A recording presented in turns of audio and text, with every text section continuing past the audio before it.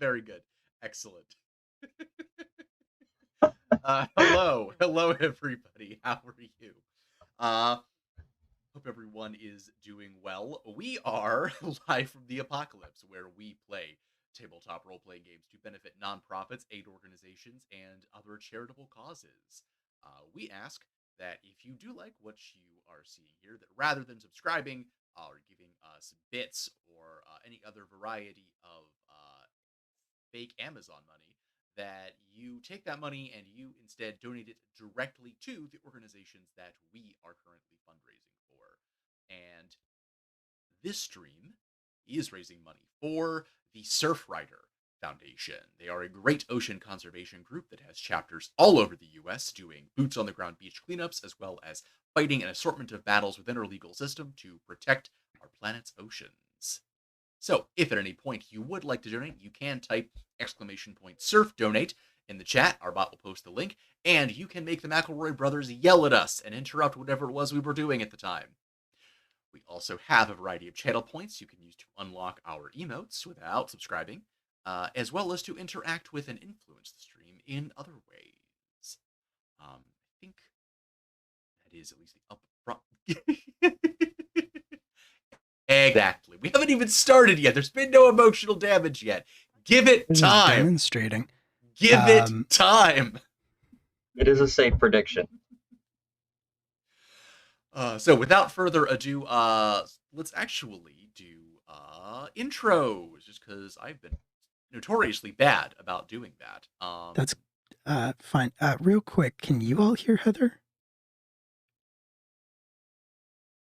Okay. 1 second. Now I can hear you. Okay. I don't know. I heard that. I wasn't speaking, but I just want to make sure that you remember that weirdness with my microphone deciding to go back to like 32%. And then, Yes. Yeah. That does sound like what has happened. Cool. So, I guess while we're messing with that, I'm just gonna go left to right along the bottom of the screen here. Will, tell us all about yourself. Sure. Yeah, I can do that. Hi, my name is Will. I am one of the GMs and the organizers here at Live from the Apocalypse. I play Julian Rue in this game, former Team Rocket member turned chef, just doing his best to get by in this crazy world. Loves making food and doesn't get to do it enough these days. He probably would have been fired if one of the people making him miss work wasn't his boss's sister. He does punch old men also, but only when they deserve it. He also puts soup in bags, which He does put soup in bag, which just makes sense. No. He also contemplates drowning said old men in that soup, but has not done that on camera yet. No, That is true. You listen. You say put soup in bags. I say invent the soup Capri Sun. No. That implies that somehow made it worse. I don't know how. I just there could have been a straw. It was a chunky potato soup, all right, man. Like you cannot do that with a straw. Yes, you get like a boba straw.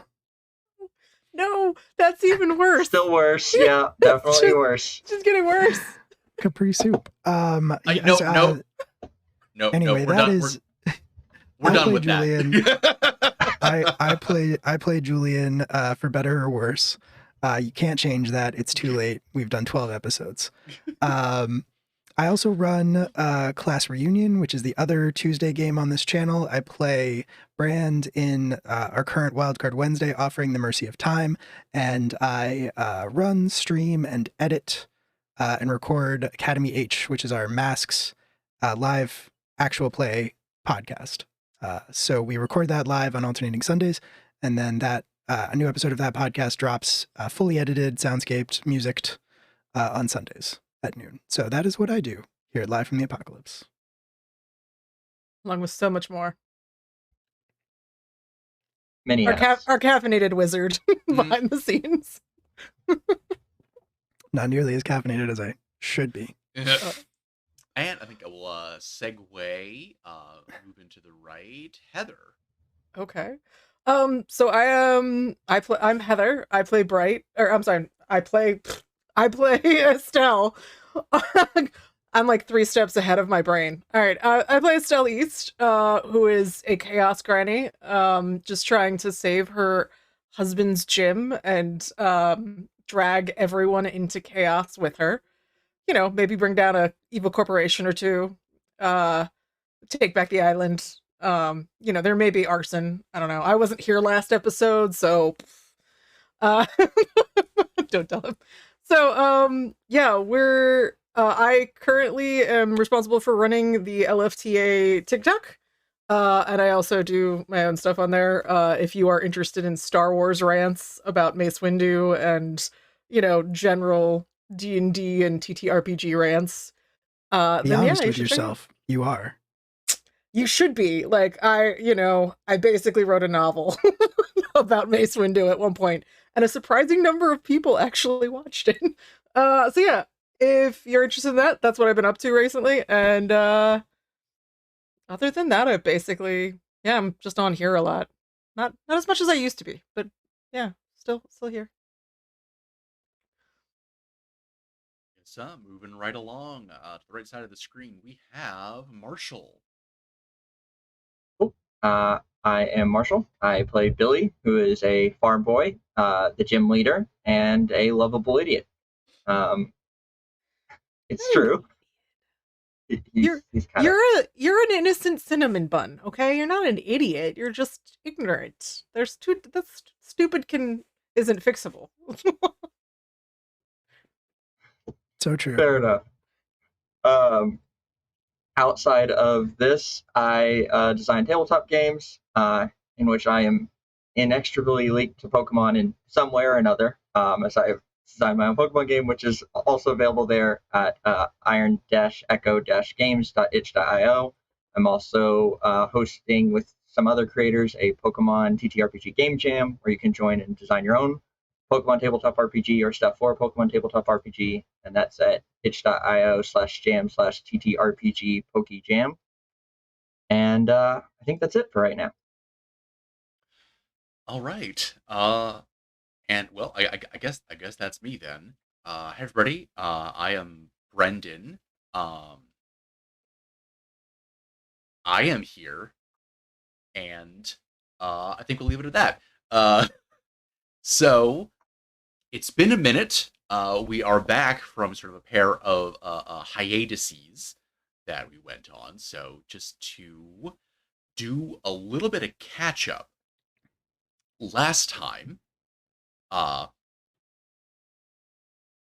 the gym was challenged, we think, by a strange young man who had a battle with Billy using a very strange Pokemon that looked like a Rhydon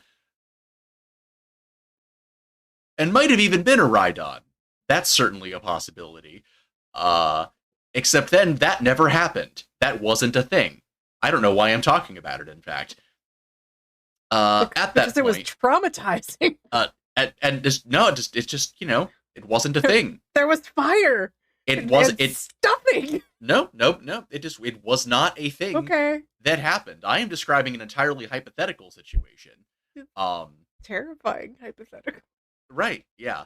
At which point, then, Billy and Julian teamed up with Julian's crime boss sister, Julienne, to go break into Silphco, leaving Estelle behind. Maybe not their greatest decision ever. I don't know what you're talking about. We were absolute professionals, master criminals. In fact, it was like Ocean's 15 or whichever one we're on now. Yeah. So yes, they succeeded with Julianne's help in stealthing their way in, at which point they caused considerable property damage. But we're How considerable? Like, did y'all do arson without me? It was pretty considerable. I'm not gonna lie to you. I don't think there was arson, but that's like maybe the only part there wasn't. Corporate sabotage without Estelle? It wasn't really. I get COVID one time, guys. It was sabotage, but like corporate sabotage implies a level of intention that we did not have. Yep. Like Whale did sabotage. sabotage. We did sabotage them, but like it involved a lot of running for our lives. It was not on purpose. I think we sabotaged ourselves as much as we sabotaged them. Oh, Mm. yeah, Definitely. that's fine then. That's balance. There was a computer that bled. It was not. Oh no. Oh god. Yes, after playing some phone tag with Kaz Grabbins and his copy of the Pokenomicon and Professor Maple, you were ultimately able to locate a console that he needed to be able to finish the work that had been started on Estelle's father's computer. Said console, it did bleed. That was a thing that the console was doing. Blood, some other fluids. But you were ultimately able to get out with said console. What are you gonna do? Also Sometimes excellent. computers bleed. Mhm. Poka is forever, all right. Pokenomicon. The Pokenomicon. Upon delivering it to Professor Maple, in a That is actually how you summon Weird Al. Yeah, no, I can't. Yeah, no, All of my lights just went out. that is correct. Yeah, so delivering it to Professor Maple, in at least a couple more pieces than you found it in. Professor Maple needed some time to put it back together again. Shooed you guys off. Julian dropped Billy off at home. Went to get ready down at the Oricoco Cafe. And taking out the garbage, was suddenly confronted by a man about his age in a lab coat and faded slacks underneath the suddenly flickering light of the alleyway. And some introductions were made, and he introduced himself as Charlie Geller, Julian's best friend.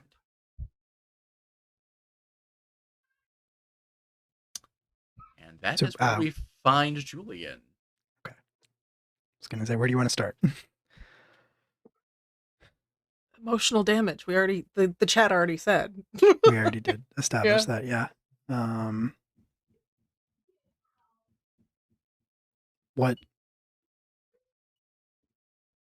are you talking about? It is. It's really hard to explain. Chances Julian- are. Julian will pull out his ID badge and he'll say, I found this in my truck. That is the only reason I know who you are. Yeah. Yeah, well, it's in your truck because I left it there.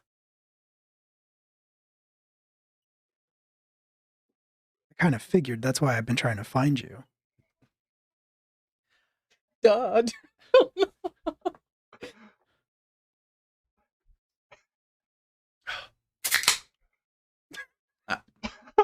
Hell yeah, grip it and rip it. Hell yeah, Justin, grip it and rip it. I'm not here. Continue your mysteriousness. Slop that down, dude. Shit, yeah, dude. Crack one for the big boys. Better if that sound actually happened and Estelle was just there, lingering in the alley. I mean, like, it's that or popcorn, honestly, with the emotional damage scene. Just like, do we interrupt? Do we offer more soup? Like, I left it in your truck by accident. It slipped out of my pocket and between the cushions while I was riding up to Clifftown with you and Billy and Estelle.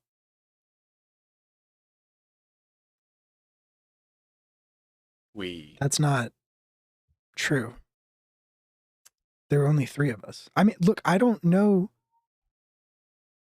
who you are. I don't know how you expect me to believe anything you're saying. I mean, first of all, this is a self-co badge. Yeah. And I am. That was the I weirdest guess. thing. I still heard Brendan the entire time, but Will disappeared for me. Things have been kind of weird Yeah. tonight. I don't know what's... My bad. Continue on. Yeah, it's a self-co badge. That's where I worked. I worked. It's where my internship is. Okay.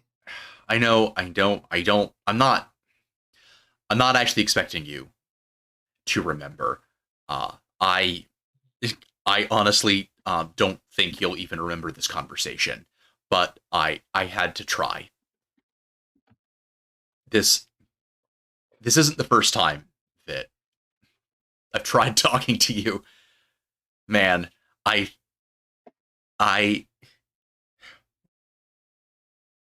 someone isn't around me physically anymore. They forget again.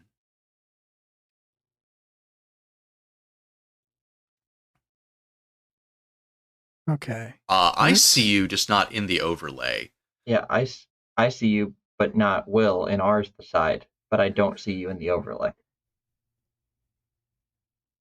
You are, well, Now I see there she Will. goes. Nope. Okay. Well, nope. Back, Now you're maybe. back. gonna- Your connection is real bad on my end. On your end? Yeah, I can see the red. You're like red, and then you go green for a second, and then you go back to red. So yeah, I just switched been eating up stuff, or It could be. I mean, it What? depends. it should not be this bad, but let's find out. Yeah, I mean, it looks like it's mostly just inconsistent. I don't know why. Unless, do you have like a VPN turned on or something? Do I have a what?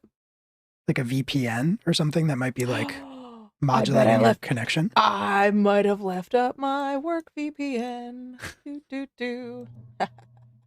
Let's find out. Close window.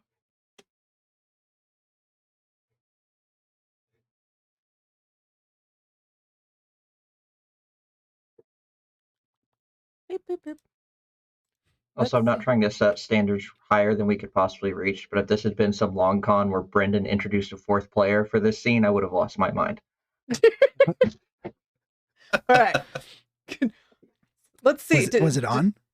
It was, but it was on my other computer, so I don't know if it was just like meh. We'll I find out. think that would. Yeah, Yeah. I mean, you look pretty steady right now, so we'll see if it lasts. We'll see. We will see it if it lasts. I just can't Okay. watch the chat now, so sorry, chat. I love you anyways. Where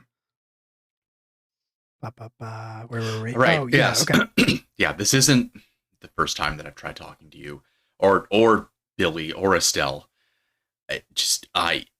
But when people aren't around me, they forget who I am.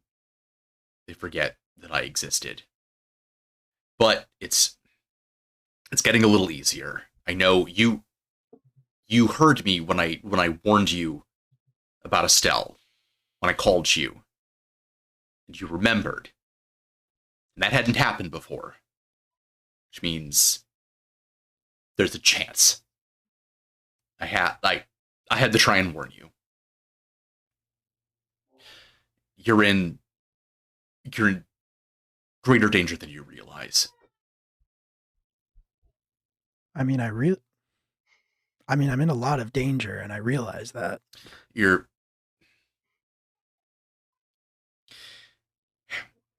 Silphco's been slow to figure out what's been going on. People kept disappearing, but like me, nobody remembers that they were ever there. The campus was practically deserted by the time that they figured out that something was not right. So they've been developing countermeasures, biocontrols, to try and deal with the invasive species. It's a scorched earth strategy. They think that they can just beat these things. Just, make them all faint and the problem's solved. And they're not real picky about who they're going after. And I know you guys were just up there tonight, and I think sooner or later they're going to get your scent, especially the more that you interact with the missing numbers.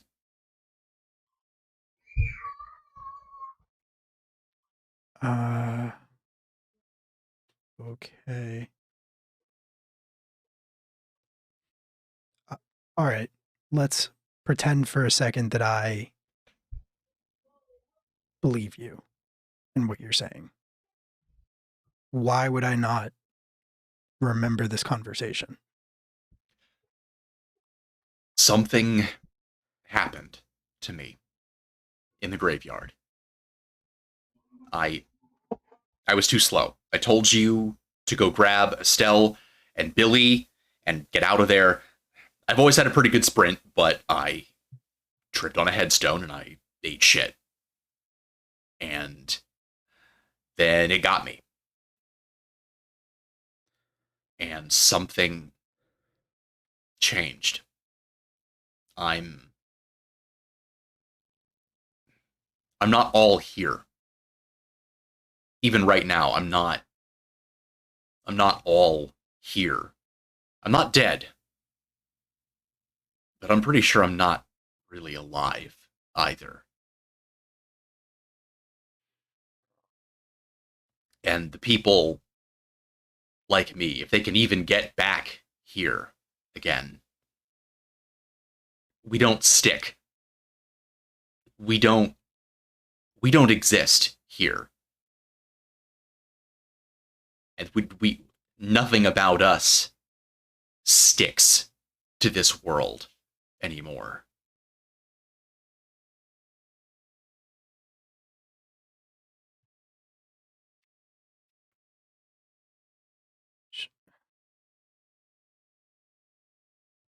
Okay, look,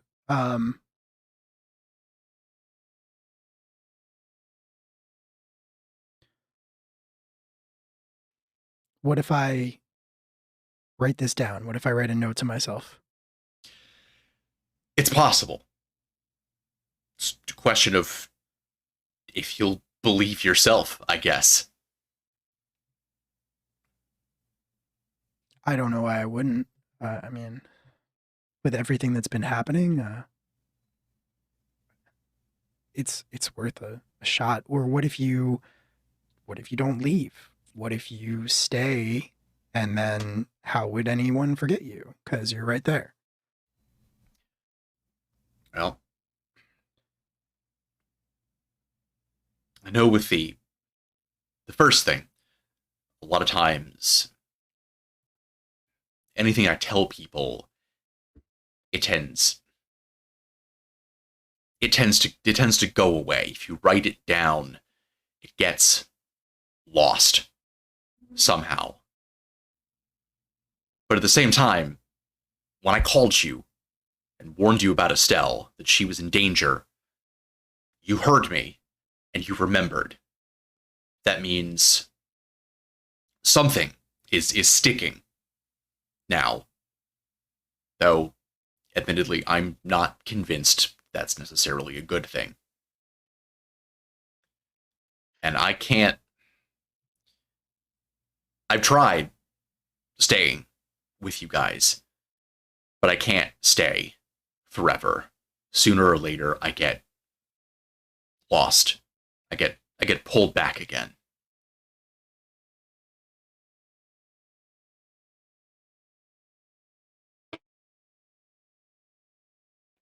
Not to mention, I'm pretty sure that whenever I'm here, those things follow me. I think when I come back here, it's like indigestion. And they got to try and swallow me back down again. You're saying one of those things ate you. I think.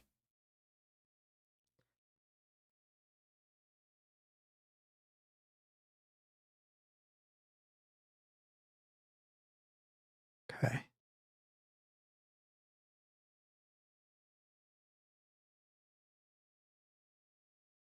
Shit. I was like, I should ask this guy about the kid that I don't remember. Oh shit, I don't remember that kid.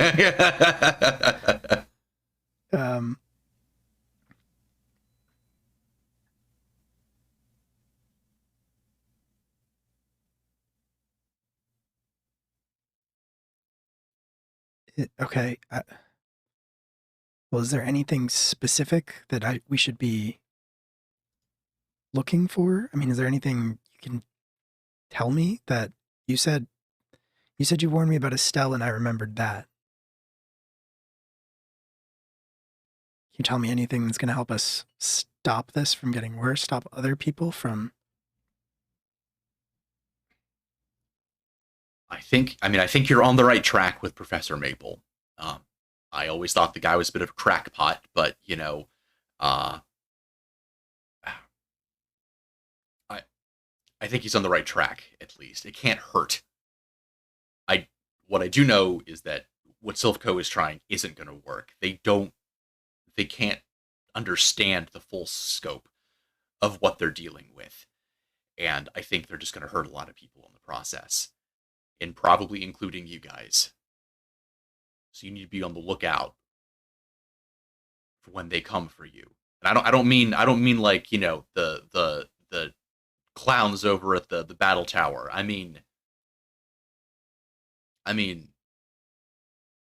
they're gonna send some shit they've been working on after you. Julian has gotten a pad of Post-its, and he's just kind of taking notes to himself. He writes one that says, "Destroy Silphco first," and just like sticks that to like the frame of his back door. Signs it from Julian. Sincerely, Julian. Sincerely yourself. Yes. Things like what?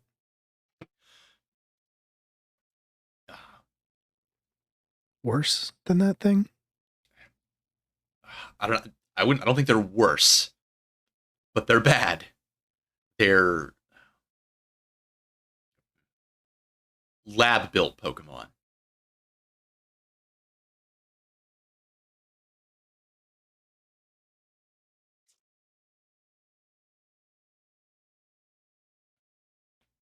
Why would they do that when... Isn't that where these things come from? Isn't that what they are, essentially? Why would they try to make more of them? That's the thing. The missing numbers, Sylph couldn't create them.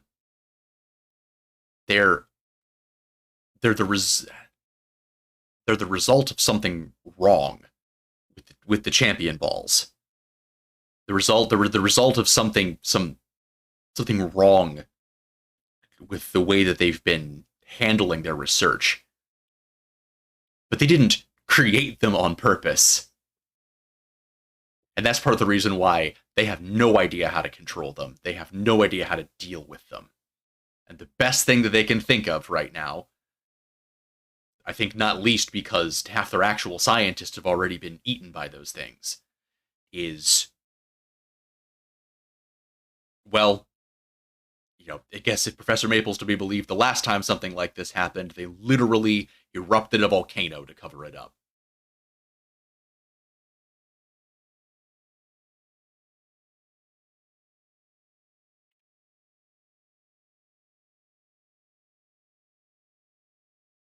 You said we were friends. Yeah.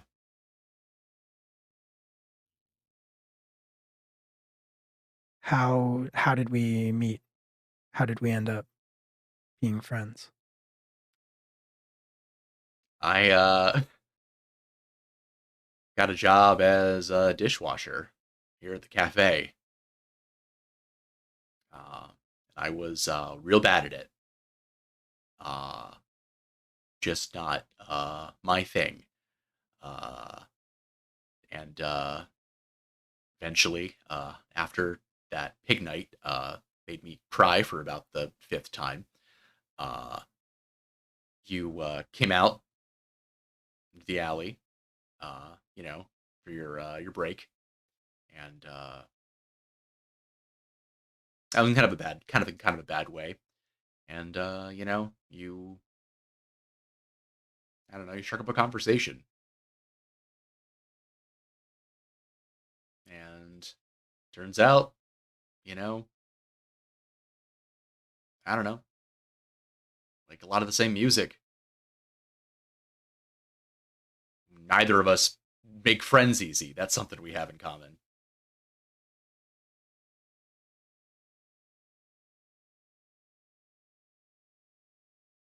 Did I tell you anything about my family?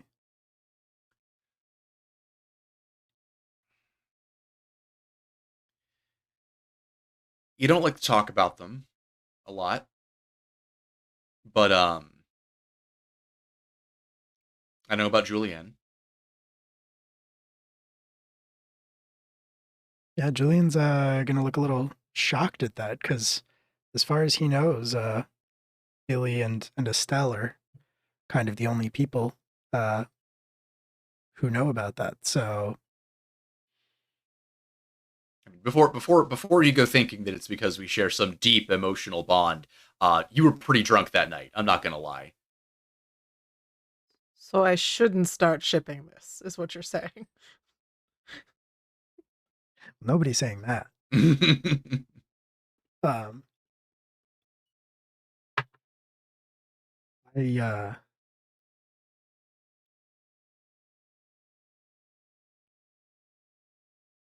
I've only ever told two people about my sister.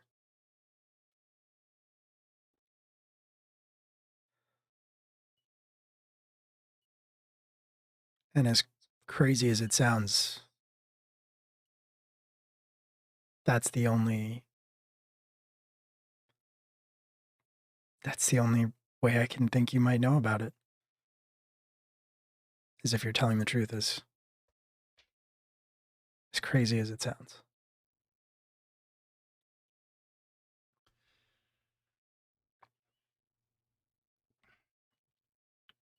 How do we get you back? Honestly, I don't know.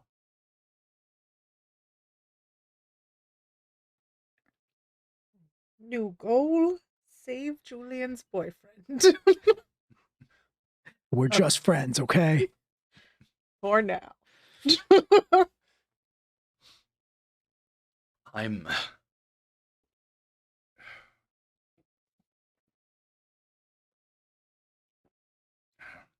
I'm I'm in the city with the rest of them.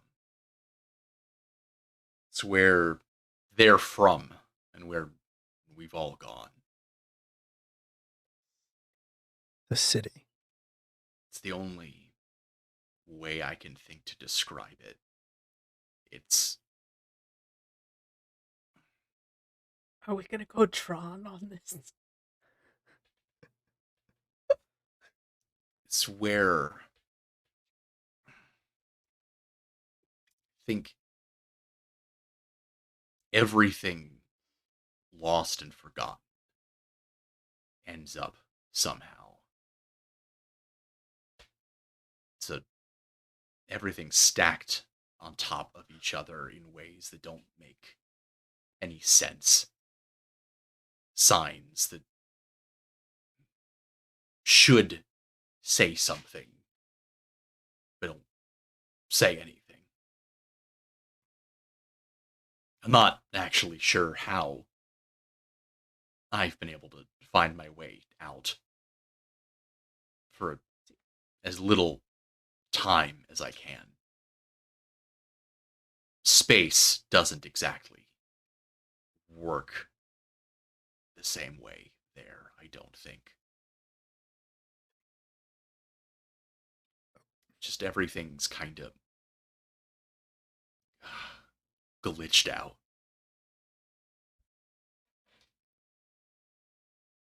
Okay, well, okay. All right. You said that you being out of there attracts them, they follow you. I don't know for sure, but it's a feeling. So then why don't we leave? We can drive to Estelle's or Billy's as long as we keep moving. I mean, do you really think you can outrun them? I don't know. I don't know anything, but I what else? You said that you try to stay and then you get lost. But I mean, why would we not try? Why would you not try? At least. Maybe they can see you. Billy can see people's auras now or something.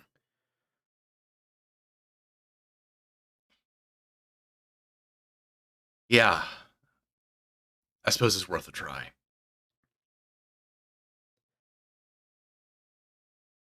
All right. Julian will like grab his keys and go to the truck, hop in and open the passenger side door, and I'll say, "Get in." Charlie will get in. Okay. I will start up the car and I will start driving out to the farm, I think. Yes. Can he interact with objects? If I hand him my phone and say, like, can you text Estelle? Can you do that? He does take the phone in his hand and said, yeah, I'll do my best.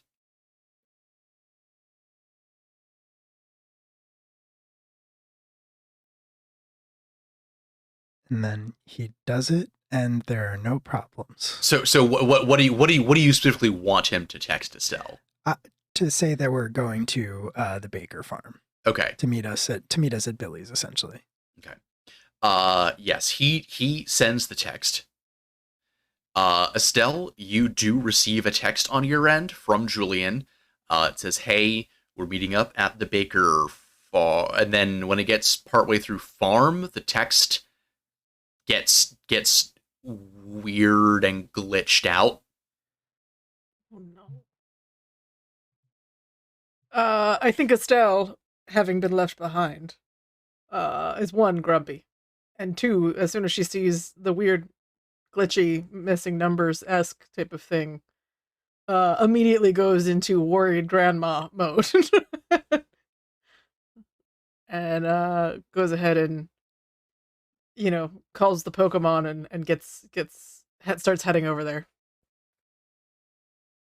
Getting them all together, and you start heading over there, and there's no Uber. It's just she waves down some townsperson who knows her and guilts them into driving her out to Billy's farm. Nope, sounds correct. The whole time that you're doing this, also, Haunter just has this kind of perturbed look on his face. Haunter, what's wrong?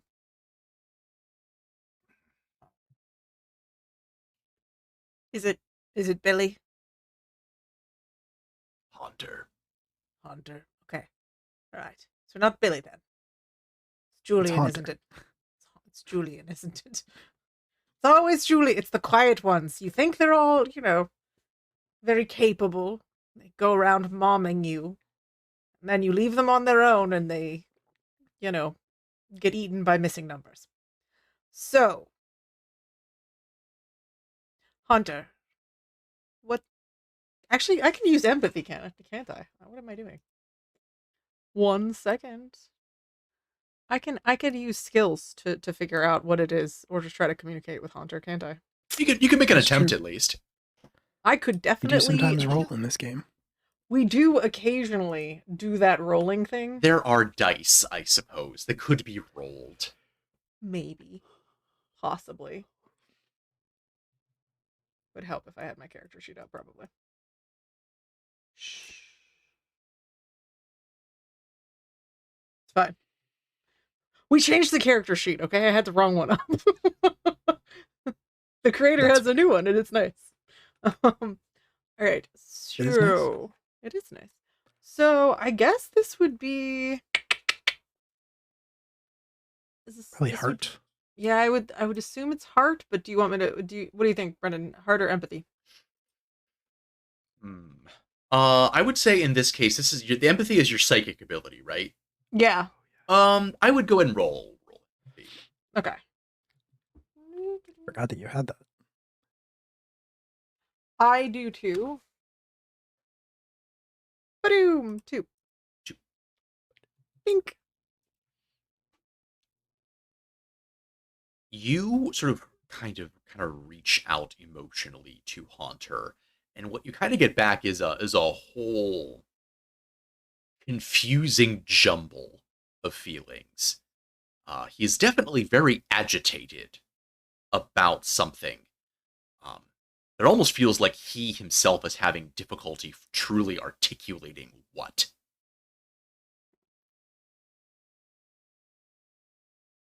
Is it a feeling, Haunter?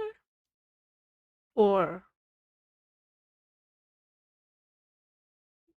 Don't worry, we'll figure it out, dear. I'm here.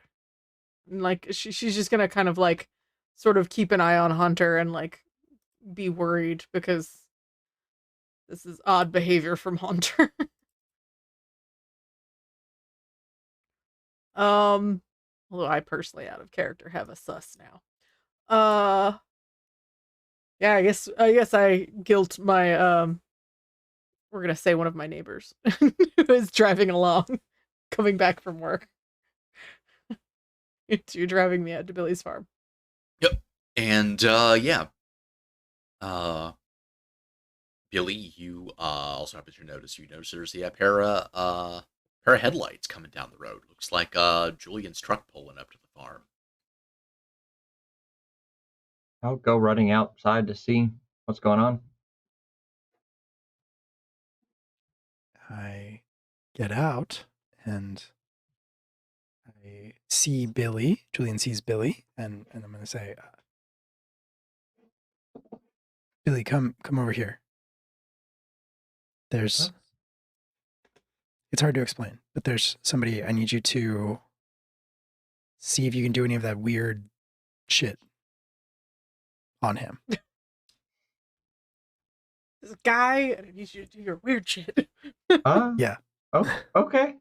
How exactly do you want me to do that? I can't really do a lot of the like direct psychic stuff.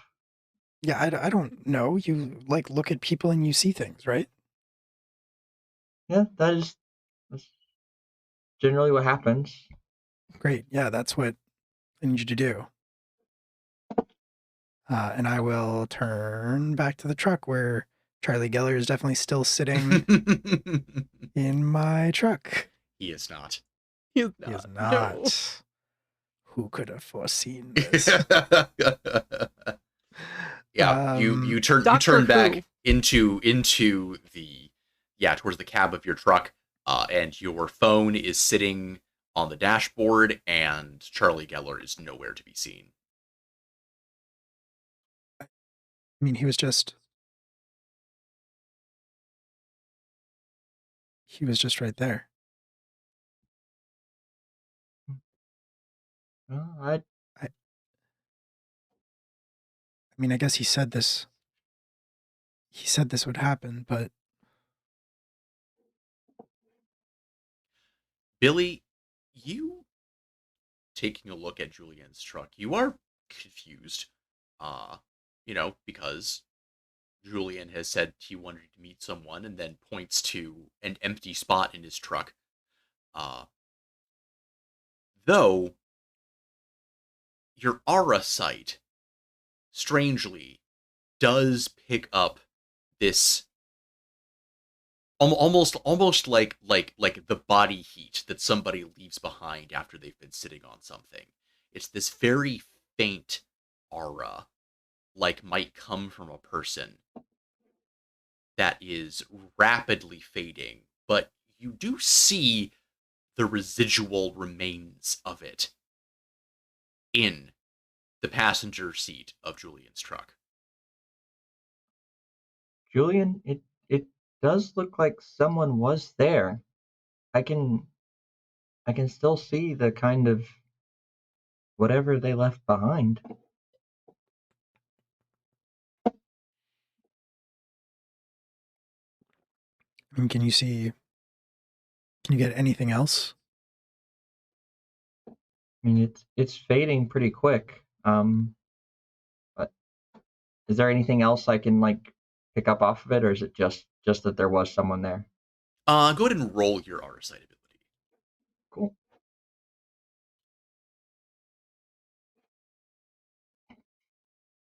Also a two. It just sort of it vanishes. It's too faint. And you almost feel like you could grab onto that color, that warmth, and try to kind of follow it the way that you might follow a trail of footprints. But that trail just kind of disintegrates in your hands. Like, in fact, by the time that it's gone, you're almost starting to doubt that you actually saw it, or if it was just like a weird trick of the light. I'm sorry, Julian. I can't get anything more off of it. It's gone.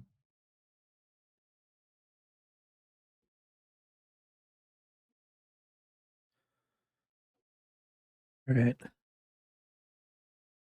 Thanks for trying. Yeah. Who was it? Do I remember who it was? It is very hazy. Like, the entire conversation almost feels like something that you dreamed, where you no longer really remember the specific words that were exchanged, but all the information has stuck with you. In particular, the last thing you were kind of left with was Charlie's remark that the fact that you're able to remember more of when he contacts you might not actually be a good thing. Yeah.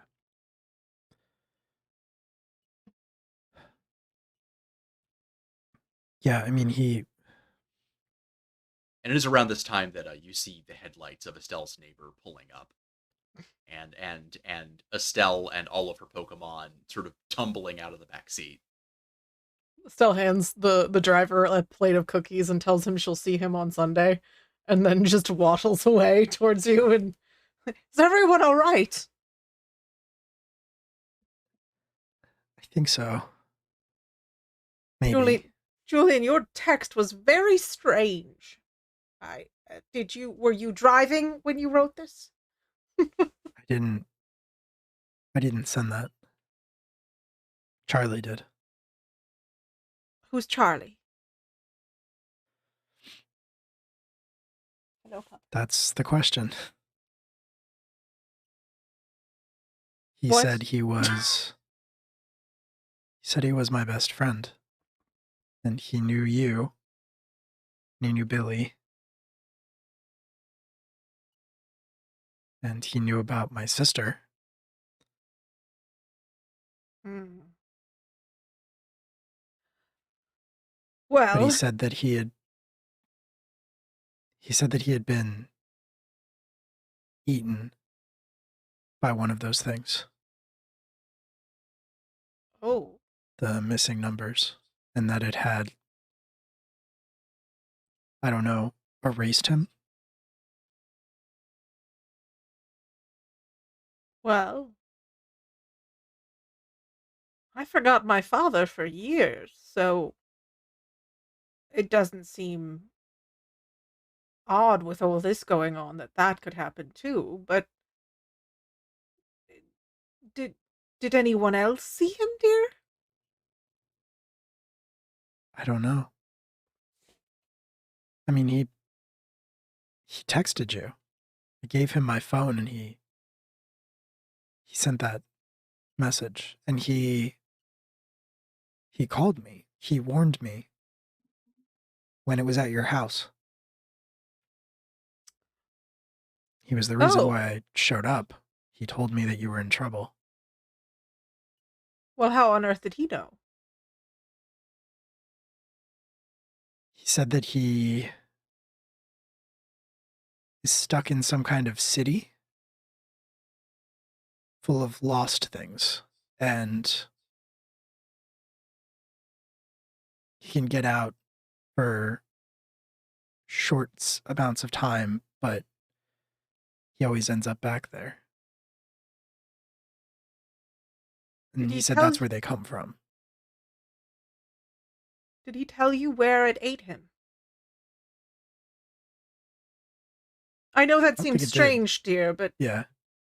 if we could find where he left, maybe we could find a way to get him back. He said the graveyard, but I don't know if you remember that. Oh. No, that's right. Yeah, he said He yeah, he fell in said the he was with graveyard when we were us. running. He said he He- was with us that first time we saw it in the graveyard. He said that he went to Clifftown with us and that he was there when it showed up. And when we ran away, got him. Well, have you asked the Pokemon? Estelle turns and to her Pokemon and asks them, "Do you all remember this boy?" You get sort of a look of confusion from Mr. Mime.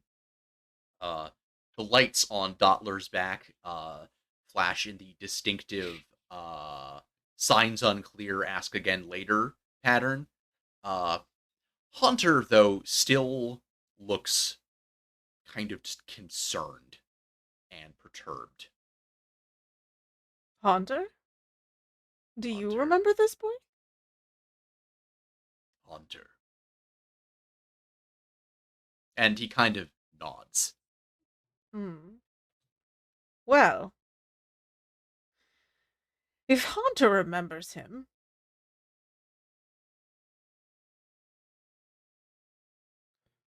well, He said he's talked to each of us before. And we forget it each time. Julian, I hate to suggest this if he really was your friend, but could he be a ghost?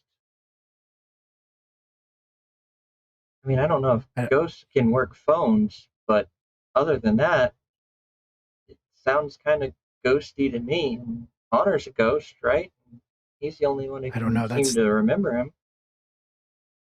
I don't know, Billy. That's a really poorly established part of our world building. It's pretty Hunter, unclear.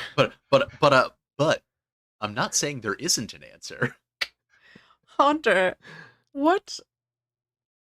How long were you at the Pokemon Center? Hunter kind of puts up his claws and just sort of makes a shrugging motion. Oh. Yeah, just When did fucking you meet grip it, baby. Was it Slop then? that down, dude. Shit, yeah, dude. Thank you so much Crack for your one for the big boy. Thank you so much for your donation. Thanks, Garrett. Because I think so. I have a sus, but I don't think Stella's there yet. Well, goodness, if he was there and it ate him, and there's nothing left of the body, but that Pokemon would have been the one that absorbed him, so That missing numbers creature is the one we'd have to find if we wanted to save this boy. Yeah. But we might not have to. I remembered the last thing he told me. He told me to go find you because you were in trouble. And I remember what he said to me tonight, even though it's hazy. And he said that the fact that I could remember those things wasn't a good sign. He said it meant we were getting closer to him. Oh. As in, that thing is getting closer to us. Well, that does track given what happened to my home. So,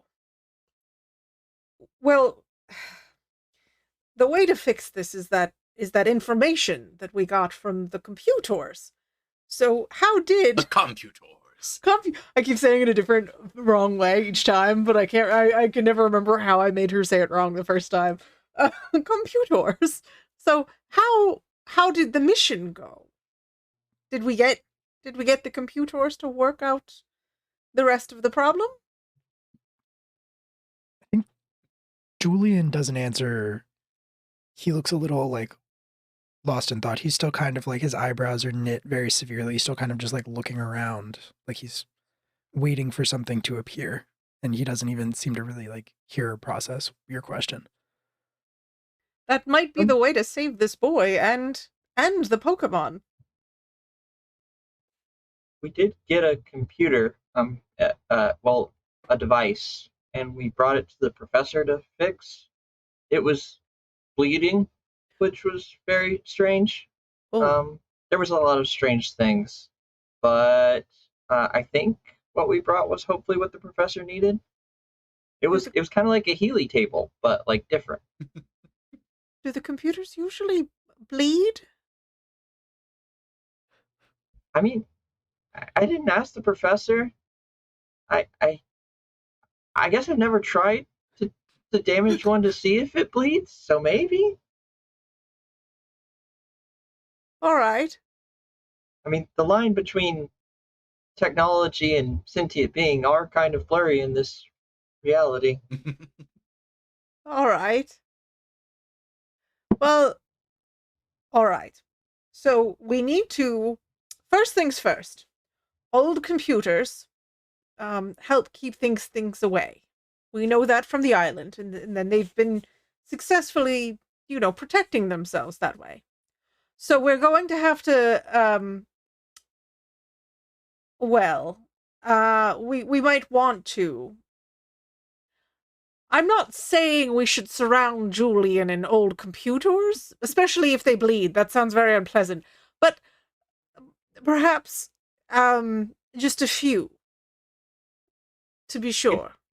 If they do bleed, then that whole island just got a lot more terrifying.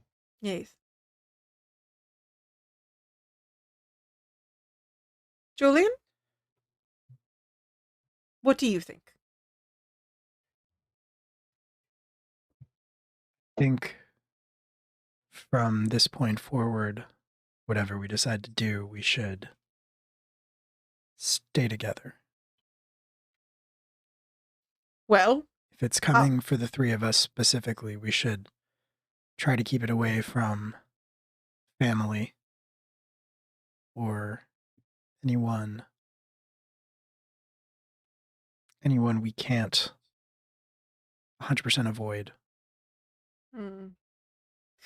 Well then, it sounds like we should either go out to the professors or to the Pokemon gym.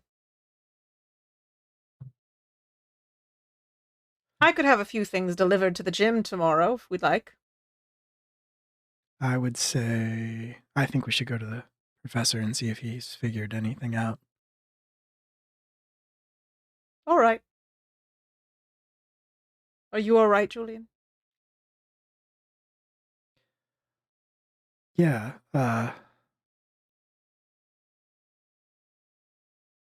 it's just I wonder what else I don't remember. I felt this. What else. I wonder what else we've all forgotten. He said that there were a lot of other people A lot of where he other- was. You know, I felt the same way when I found out, well, when I remembered my father. But if there are more people from the island or anyone trapped wherever that is, we have to do something and help them. And if Silphco won't do anything, then, well, that pretty much leaves us.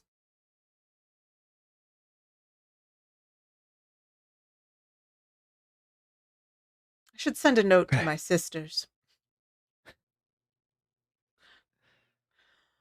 Couldn't hurt. Yeah. Billy, is there anything you'd like to do before we go to the professor's?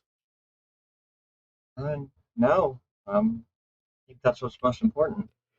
All right. Well, leave a note for your mother and maybe warn her. I know her computer for the farm is probably the oldest computer I've seen, so that might be protecting them just a little. Billy leaves a note that's like, Mom, beware of strange eldritch beings that make people disappear and then you forget them. Also, computers might bleed? Question mark. Gone to Professor. See, now I'm just picturing like the basement of the Baker farmhouse is full of like these just like towers with like the magnetic tape reels.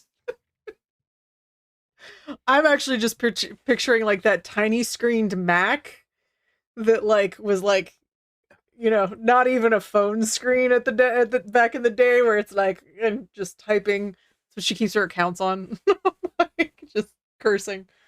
All right, so do we want to take like a break and then head over? I think yeah, let's do a 10-minute break and we'll reconvene at Professor Maple's. Cool. Sounds good. Don't go away. We will be right back. Hello. Hello, and we're back, baby. Hi, Mom. Oh yeah, we got energy. We got energy. All right, so yep. where you guys going? Professor We're definitely going to Maples. visit we're gonna go visit this professor. All right, so and we pick up with you pulling up once more to the remains of Professor Maple's house. The front facade being mostly what is left of it, and the camper next door that Was this the way it Professor was last time? yeah, remember because the missing number that he had Broke out. yeah, back. stage the jailbreak.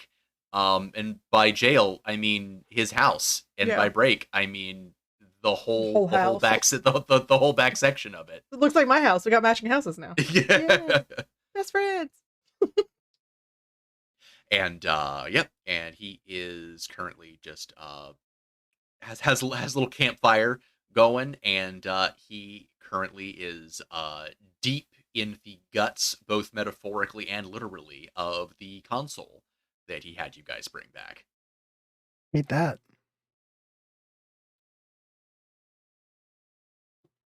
Oh, all right. Oh, y'all. Oh, I was gonna guess it saves me the trouble of having to call you.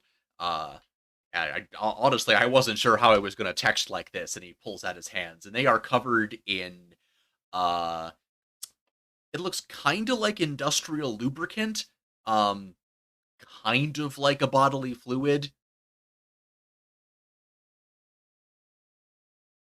Okay. Which bodily fluid? A bodily fluid. An bodily fluid. Okay. Like a putrefied bodily fluid? Like with Like the kind, never mind. I don't want more question answers. It no. looks like the kind of bodily fluid you would expect to come out of a computer console. I would not expect any Personally, on a personal level, I want 0 bodily fluids coming out of consoles. Professor, if I've ever given any indication that I would be interested in learning more about computers, I just want to let you know that was a misunderstanding. And I am perfectly good with where I am at. We're good. Well, all to We're the good. This, man, the missing numbers, they've really, proximity to them over a prolonged period really does a doozy on things.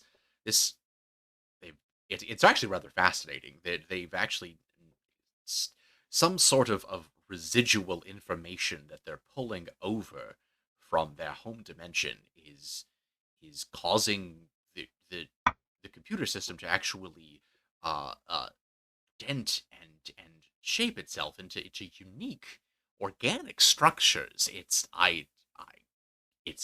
genuinely fascinating to me. They're Professor, tur- there's turning no the time. There's no time for this. You have to tell us what they're doing. they're turning the computers into living things. Is what I'm hearing. In this case, yes. I would like less of that. So, well, listen, Julian has run across a boy who says that they were best friends, and,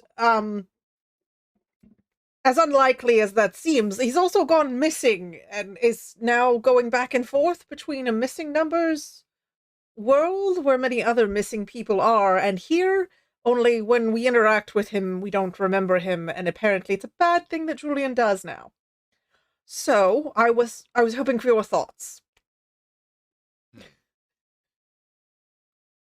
Interesting.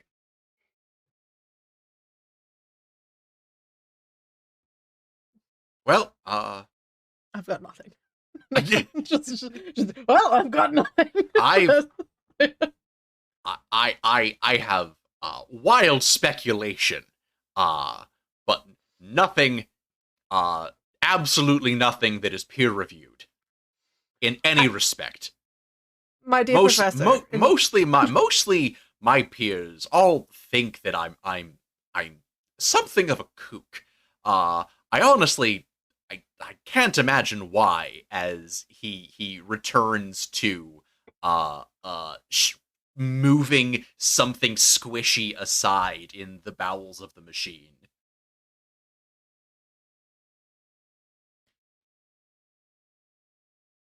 so glad I chose to eat a biscuit while you were describing the scene.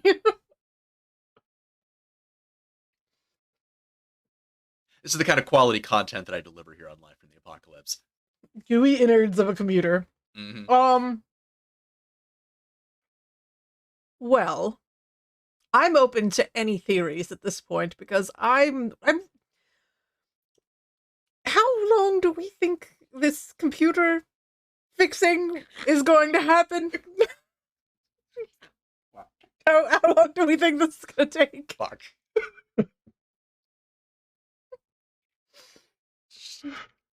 Just as a ballpark.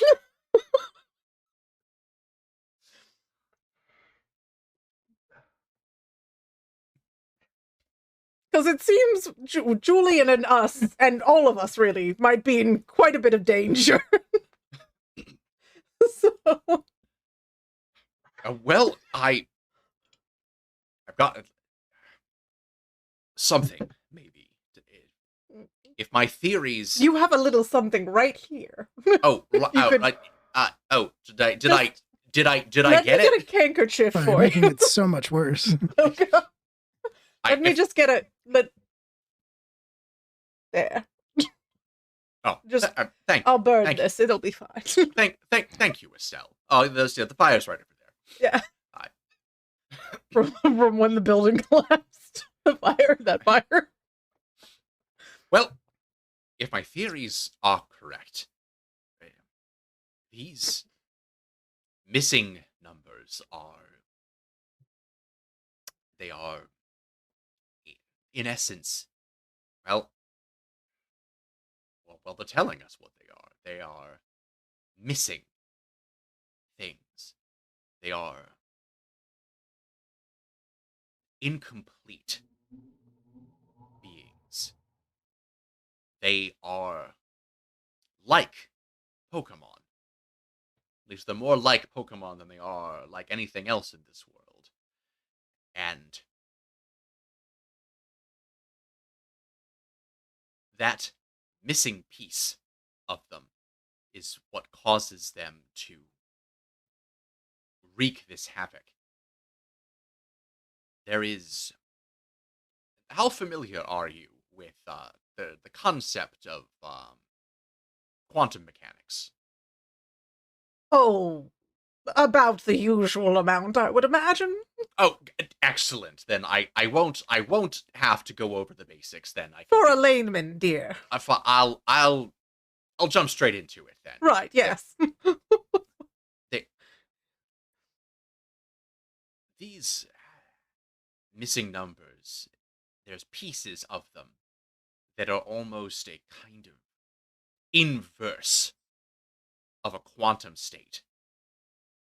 Rather than existing in a superposition between 1 and 0, something and nothing,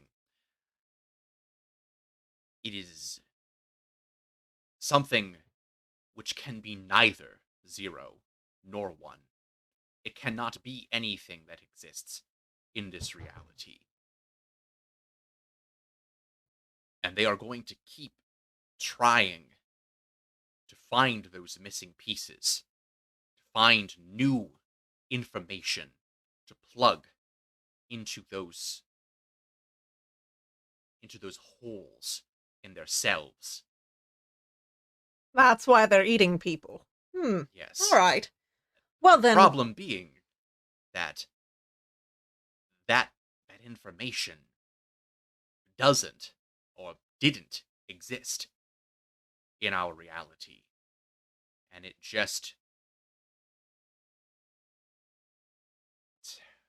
just consumed. It's negated by this tremendous absence. This all-consuming antithesis. If the numbers didn't exist, well, the Pokemon were Pokemon, and then they went into the what are they, dear? The Ultra Balls? The Champion Balls. Champion Balls. And then the Champion Balls, in transposing them for storage, removed some numbers by accident, yes? Not exactly. What's happened is that in transposing them for storage, they have accidentally opened up an informational gateway to a previously inaccessible computational state. They rolled back to a previous version. I'm following now. Maybe it'd be better to... that the Champion Balls, when a Pokeball sends a Pokemon into a computer storage system, there is a gateway, in essence, that is opened between the interior of the Pokeball and the computer storage system. The Champion Balls made an error. In the gateway. Yes. So they went through an error gateway and had pieces of themselves ripped out. No, indeed. The Pokemon themselves, I don't think, have become the missing numbers. Rather, they have been replaced with the missing numbers. Oh. Well then. The Champion We just Balls have opened a gateway to the place where the missing numbers had been sealed, for lack of a better term. These potentially fatal errors that had been locked away. And now that door is open, they don't know how to shut it again. And they're coming through. Is it a 1-for-1 transfer? Does one Pokemon have to go for a missing number to come over? Or is the doorway just open now? I think it started out 1-1. But the more of them come through, the more of our reality that they consume, the thinner that veil becomes. Right. I should definitely contact my sisters. And, oh dear. We might need every psychic on the island for this one.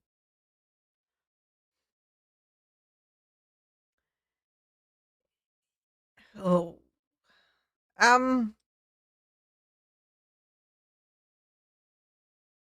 So there's nothing we can do. We just have to wait for them to find us and reveal themselves. Well. Well, I don't know about attracting them, if that's what you're asking, but I think we might have an answer, finally. That information that they're missing, the numbers that they are missing, the pieces that make up what they are conceptually, didn't exist in our reality.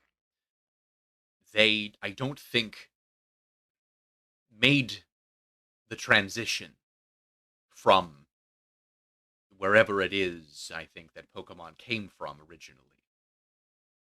They were trapped in this kind of half state. But Estelle, I believe, from looking at the information on this computer, not the gooey one, the one that you brought back from the island. Oh, thank goodness. That was the problem that your father was trying to solve. He was trying to create that information, to create the pieces of them that were missing so that they could be made whole again. And hopefully, being made whole, they will cease to be a threat. Well, so what we need is time to finish the equation. Well, fortunately, the past several decades, I think, were enough time. Oh, good. It was a very involved process. I'm frankly amazed your father managed to do it with the technology available to him. But again, with decades of constant calculation, I believe that your father's program was successful. And I think, as he props the machine upright and wiping off his hands and placing a champion ball onto the console and booting it up, I think, using your father's program, I think that I can modify champion balls, not en masse, but at least a few at a time, to where if you can capture one of these missing numbers using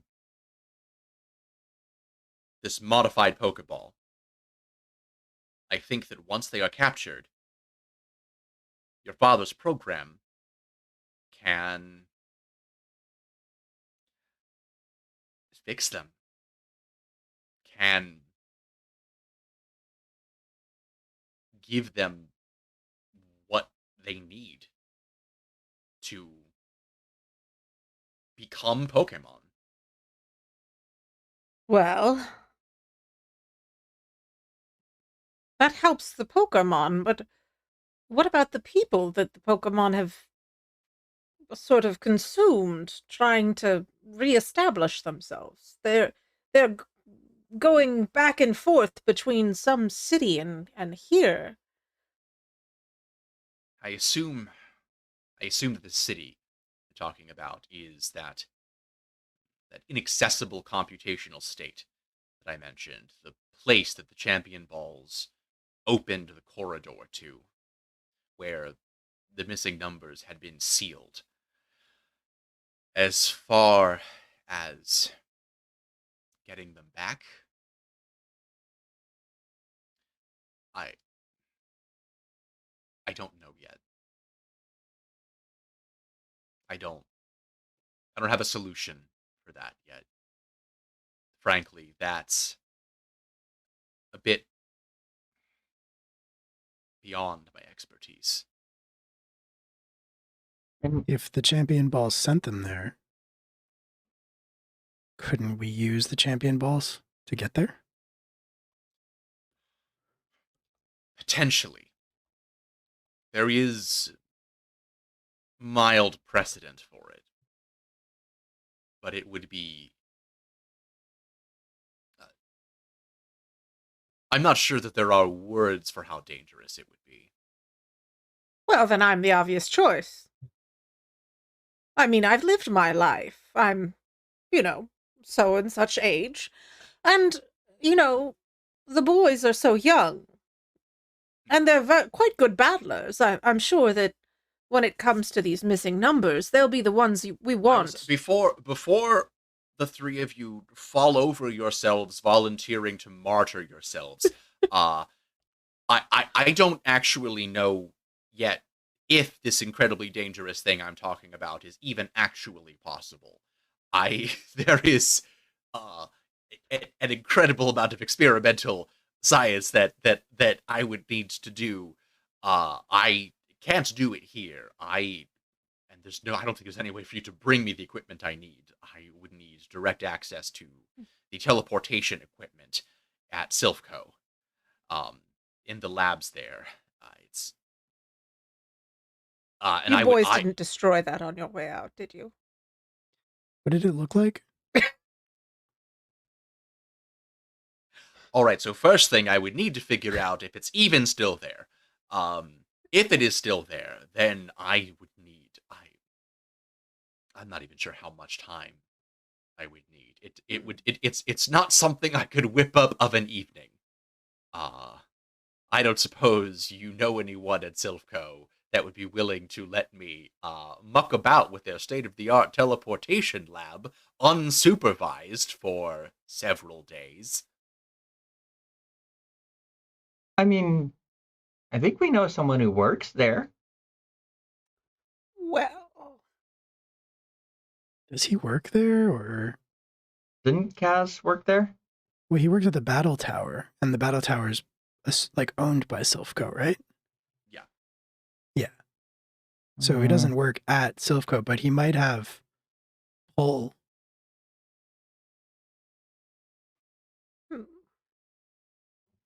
And it would be nice to have him there because, let's be honest, Estelle, when we figure this out and when the time comes for somebody to cross over into the unknown without knowing what's on the other side, we're not sending you. Why on earth not? We're sending Kaz. Dear. Just because that boy is questionable in his his decision making doesn't mean he doesn't deserve the chance to learn better. That time will afford him.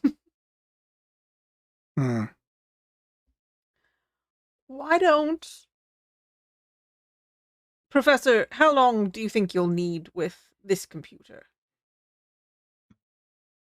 You mean to create more of these I guess vaccine balls, I guess we could call them, or do you it's the Pokemon world. There's going to be a lot of ball talk. Welcome back to Ball Talk. welcome back to Ball Talk. I'm Professor Maple. How's everyone doing this evening? Amazing. We're having a Talking ball. balls with Professor Maple. Talking We have the balls, best balls Professor of them Maple. all. What I'm do you gonna get mean? taken off of YouTube for this Yeah. one. Yeah. So you're talking about these modified Pokeballs, or are you talking about the completely experimental, off-the-wall, interdimensional teleportation thing that Why I have don't you only handle them? theoretically notioned might be possible? Why don't you handle the Pokeballs first? All right. And we'll see if we can't, either steal and or get you access to the other part. All right. Well, this one should be ready to go. If you can bring me more of the champion balls, I can make the modifications. Unfortunately, I do think it does have to be champion balls. They're going to be the easiest to make the modifications to. Did we bring back any of those? I No, think no, just the one. just the one. All right. I vaguely, Brendan, correct me if I'm wrong, I vaguely remembered Julianne mentioning something about champion balls, but she might have just said she knew about the champion balls. Yeah, I think she was just talking about that she knew of them. Okay. Though I think she mentioned that her organization did have access to some. Yeah, that's what I thought I remembered. Okay. Cool. I might know a way to get some. I don't know how many exactly, but Well, also, as it turns out, Silphco's extremely easy to break into. We've done it twice now. Mhm. So also, we really think, given the way things are going, maybe we should all stick together. So, would it be possible for you to take all of this and come to the gym? We could give you a lovely storage room there from which to work. Well, I think yeah, no, I think I could probably pull up stakes, probably set up at the gym. I think that would be good. The indoor plumbing, definitely a plus. Yes. Well, let's get you packed up, and I'll make some calls to get some beds delivered tomorrow morning, and we'll get ourselves set up. Julian, you should see about those other balls. You should go see a lady about some balls. Go see your sister about those balls. I thought about it. I was like, I'm not going to do it this time. I was like, I'm not going to say it. That seems like it's low-hanging Excessive. fruit. Nope. That's all we do here. It's puns, Which, low-hanging fruit, and just, giggles. That's it. You know what else? You know what else is low-hanging?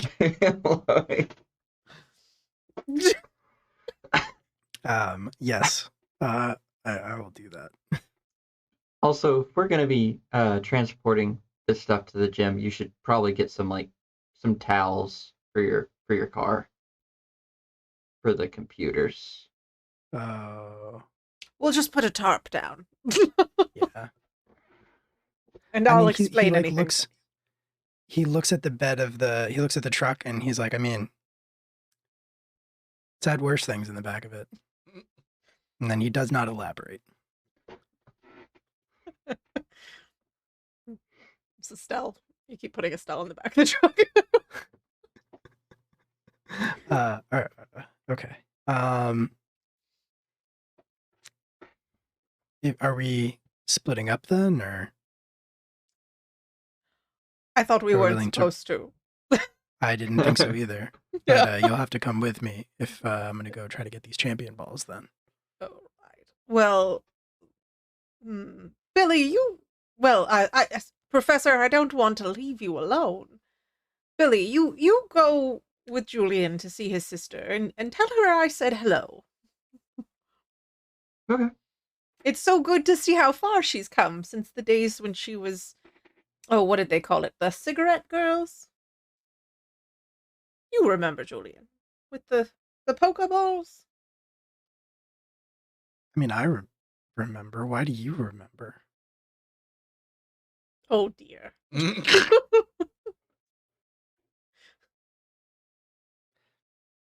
Julian Look. gives Estelle a look, like he he doesn't say this out loud, but he gives her a look that very much says, like, did you spend a lot of time in illegal underground Pokemon fight rings. Dear, did you really think the Pokemon got out themselves 3 different times? Go say hello to your sister. And she just like waddles off to go help the professor pack up. And like Mr. Mime is just like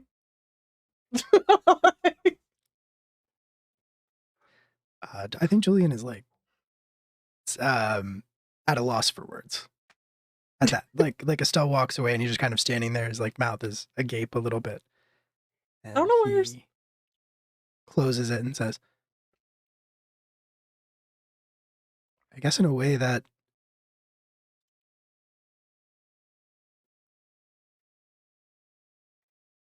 good to know.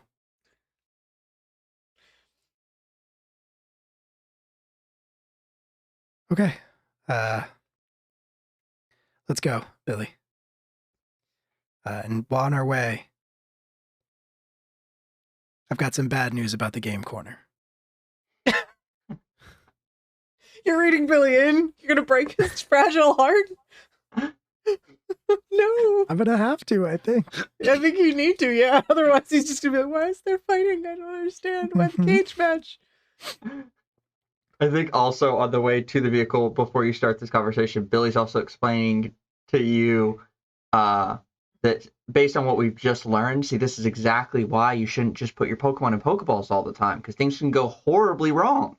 This is why it's best to just let them roam free, like, because clearly when people start putting Pokemon just in Pokeballs all the time, you can open portals to horrible dimensions.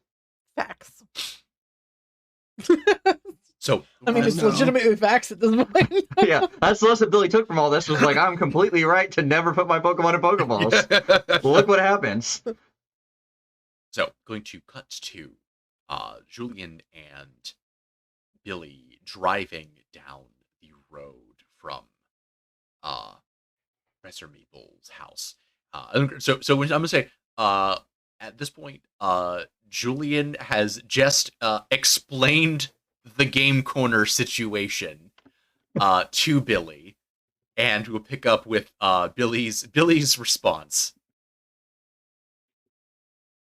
I think he's just like got his eyes wide and he's just staring. So are there even any games at all? Yeah, there are games. You just can't win them. That's not very fun. No. No, it's not. That's that's just sad.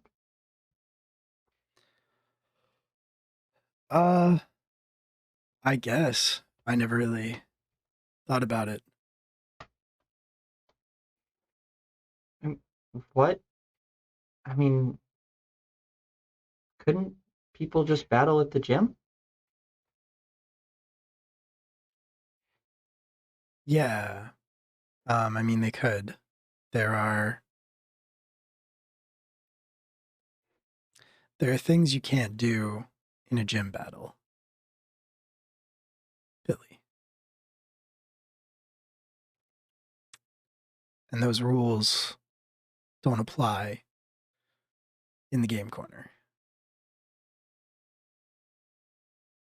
Hmm. It's different.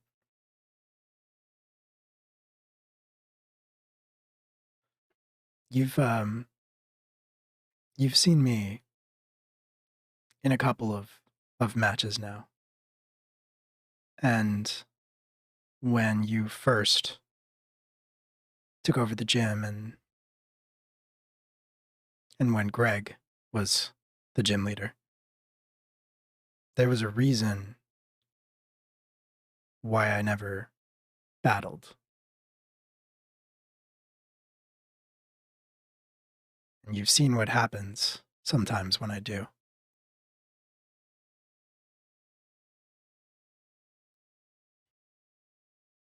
In a gym battle, Billy,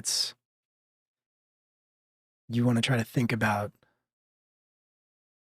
strategy and what your next move is going to be. You want to try to be a few steps ahead of your opponent. But in a cage,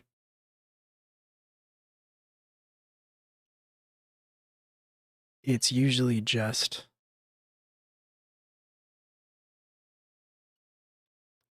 comes down to whoever wants it more and what you're willing to sacrifice.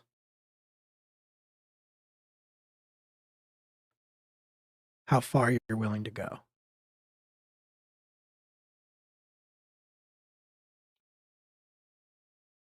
See, people don't come to the game corner because they want to watch a Pokemon battle, Billy. They come to the game corner because they want to watch people lose control and hurt each other. And Pokemon.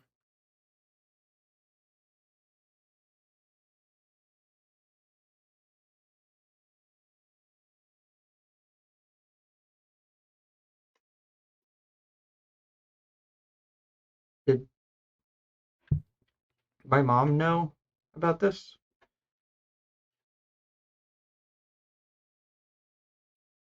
Yeah. Yeah. She knows all about it.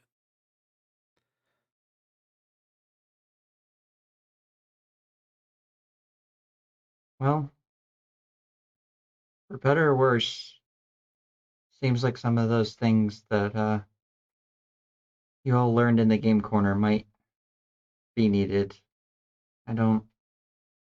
I, I feel like what we've got ahead of us may not be playing by gym rules either. Speaking of what's ahead of you, Julian, you don't remember the road being this long.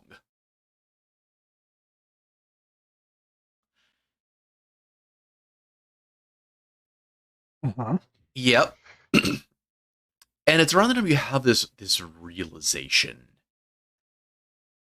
and you try to get your bearings, like try to figure out where the heck you actually are. You just sort of see the light reflecting off a road sign in the distance, like it's a star in the sky. It's stretched out impossibly in front of you as you just drive continuously on this conveyor belt road. And the dark scenery around you congeals into just this morass of inscrutability.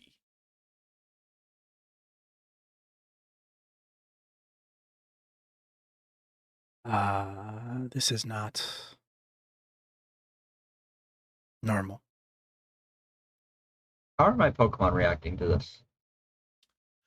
I think. Particularly, I was thinking like Shiloh. Yeah, I was gonna say. Well, like, Chingling is being Chingling.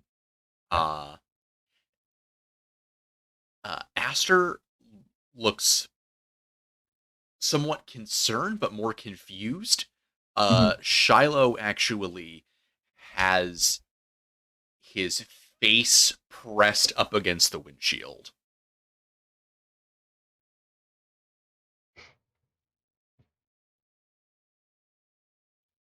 I think Billy's gonna just kind of reach over and like rub his head a little bit and say, "It's them, isn't it?" Julian, the road suddenly becomes very, very rough, and you are struggling to maintain control of the vehicle. You want me to roll drive? I put 3 dots in it. Yeah. I would actually say go and roll fitness. Okay. That is a stat that can be used in this game, and I feel like we never have.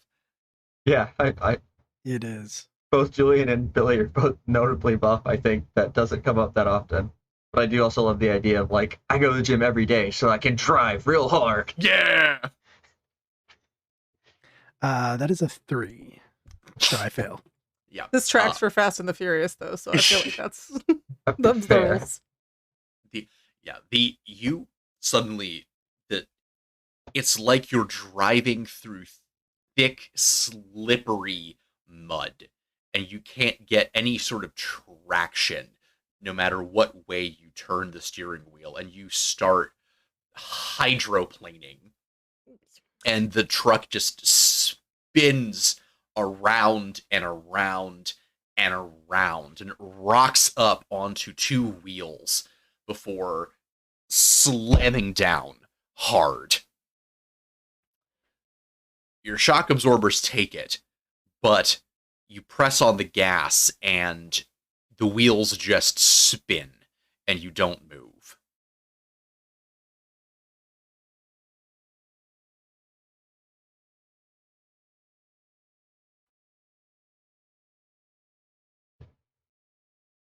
Okay. Did we bring the champion ball with us? The one we had? I'm saying yeah. Okay. Is it a modified one? I assumed that you did, so I'm going to say that yes, you did. Okay, fair. Yeah, is this one that's been configured to do the thing we needed to do? Yes, it is. Okay, cool. All right. Julian is gonna like stare out the window at whatever is coming, the same way that Shiloh is, like in that same direction, and without looking over, he's gonna say, "Billy, you've never actually caught a Pokemon before, have you?"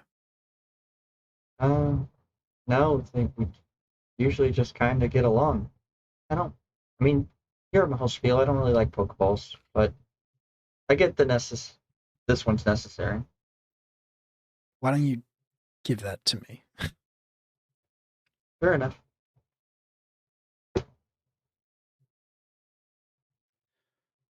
Okay. I will take the champion ball, and then I'm gonna say,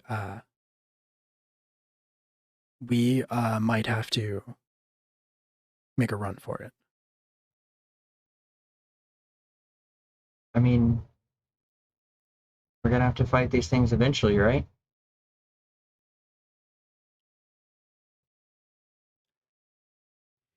Maybe.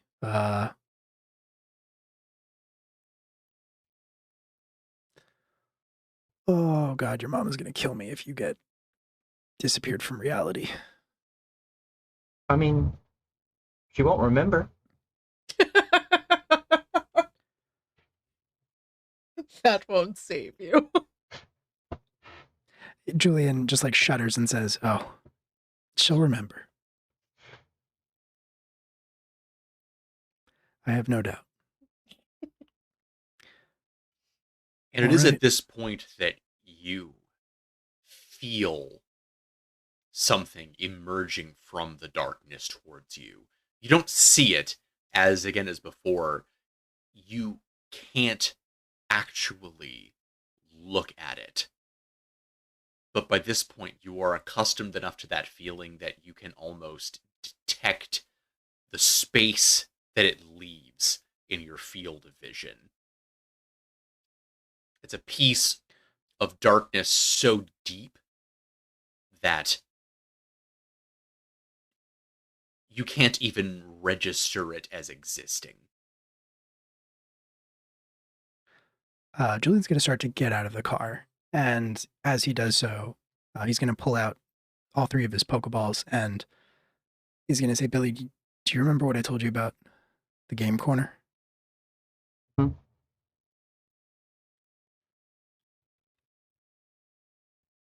If there was ever going to be a time that you didn't play by the rules, now's that time. You're corrupting our baby. The world is corrupting our baby. Yeah. You step out of the truck and you feel your shoes sink into what you think is mud, but you realize is actually this cold, molten asphalt. The road you were driving on has stretched out around you almost like a parking lot, and you can see the donuts that your truck made hydroplaning through it. And the trees at this point are themselves covered, branch to trunk, in this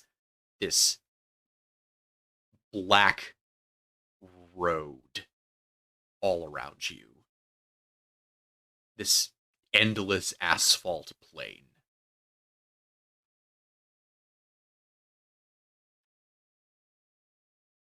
I think Julian is gonna try to spread his arms. I think he has the champion ball in one hand, but it's like in the smaller mode that Pokeballs go into. Mm-hmm. You know, where you hit the button and then they get regular sized. Yeah. He's got it small, so it's in his hand. He's gonna spread his arms, and he is I think he's gonna try calling out to the darkness. He's gonna say, "Yeah, all right. You missing something? You lose something?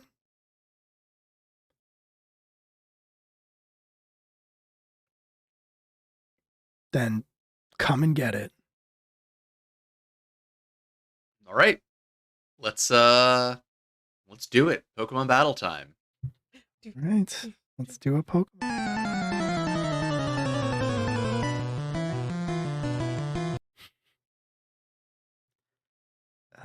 That for added ambiance. All right, cool. Yes, here we are. We're Pokemon battling. What are we battling? You are battling a missing number. Okay.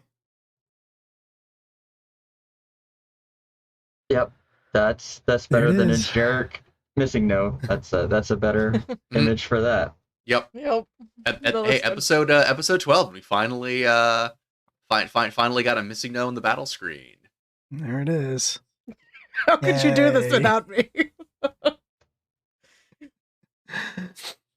I said we should stay together, and you were like, "No, take Billy." Because the professor's gonna disappear, and then we're gonna be screwed. Oh, Because none of us can work a computer. don't worry, Estelle.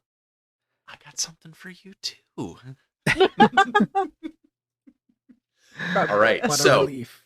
we got missing no here. got But this missing no. isn't a sanctioned battle. So both Billy and Julian, you can both double battle this if you want. I will say also, this has not been a thing that we have done previously, but for the purposes of capturing missing no, we will be using the capture chance rules from Okay. the core book, which are on page 72. I will need to open that, but that's fine. Cool. This is the wrong edition. There've been some updates since we started the game, yeah, so it yeah, gets a little confusing at times. It does get a little confusing, but it is linked in the character sheet as well, so that is very handy. Okay.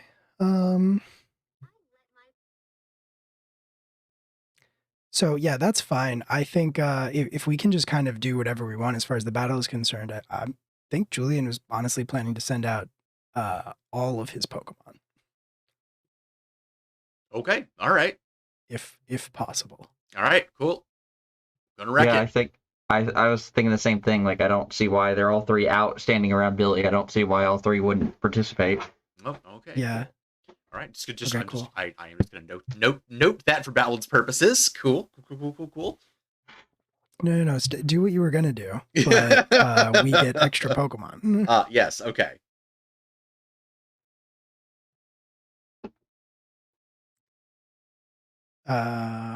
Yeah, cool. Good, All good. right, And, you want us to yeah, roll for initiative.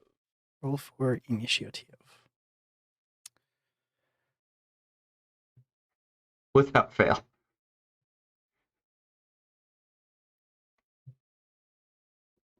Good to know Billy wasn't just sandbagging initiative for sanctioned battles. It's just a Yeah, universal thing. Mm-hmm. I got a 7. Da, da, da, da, da, da.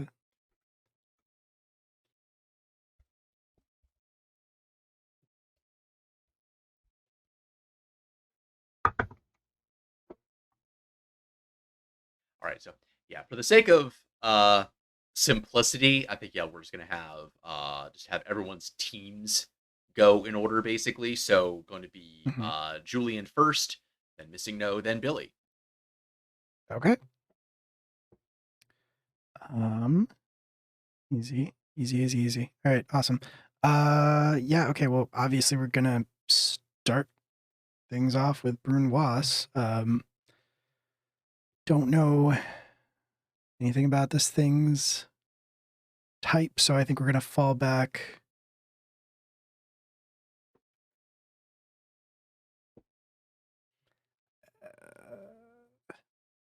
I think he's going to take a risk, and he's going to start things off with the move that Brunoise is most familiar with.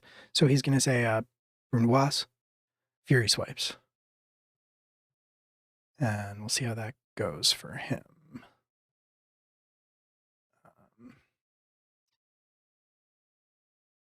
Sorry. And sorry again. Okay.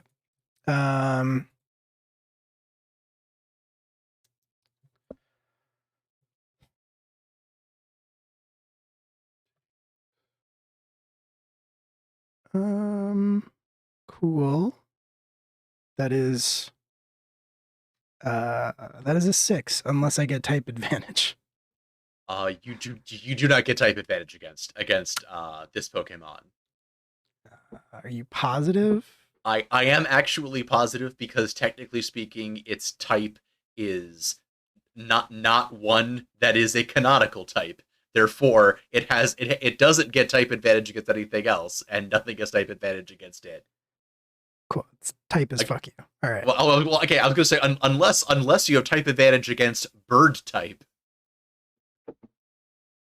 That's, No, that's not type. not flying type. Bird type. I do. See. I feel like that's a lie, though. See, I feel like that might just be a fib. But was it a lie that you believed for just a little moment? Yeah. If only we had a cat Got Pokemon. me. Right? You got me, officer. All right. So, all right. that was, I get a 6. Yes. Okay. That will hit. I Fury Swipe it. Yeah. All right. Brunoise does his like ninja thing, like blurs, moves very quickly across the battlefield, zigzagging, and then gets in, reappears right up in the Missing No's face, and is gonna do his damnedest to get in a couple slashes. All right.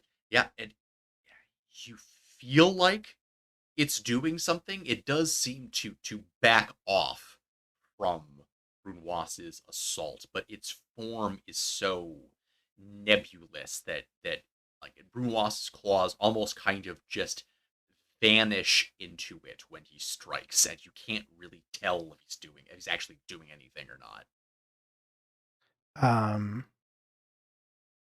Fair enough.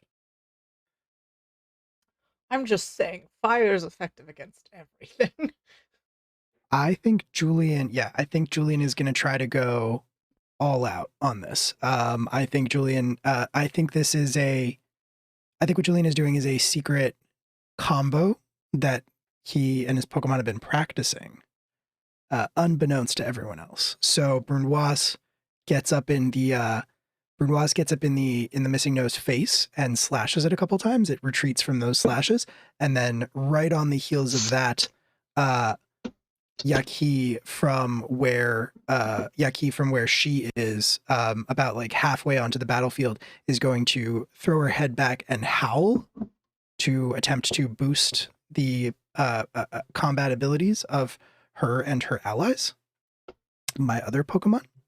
And I would wonder if that would apply to Billy's Pokemon as well, but that's up to you. In this context, I will allow that to apply to Billy's Pokemon as well. All right. Cool. So we decided that raises their attack stat. Yeah. So basically, they get a +1 on any like non-special move that they're doing, basically. Okay. Cool. All right. Or any so yeah, physical he's move, gonna. basically. Interesting. Okay. Well, I'm gonna have a follow-up question about that then. But I gotta roll the thing. There's the thing.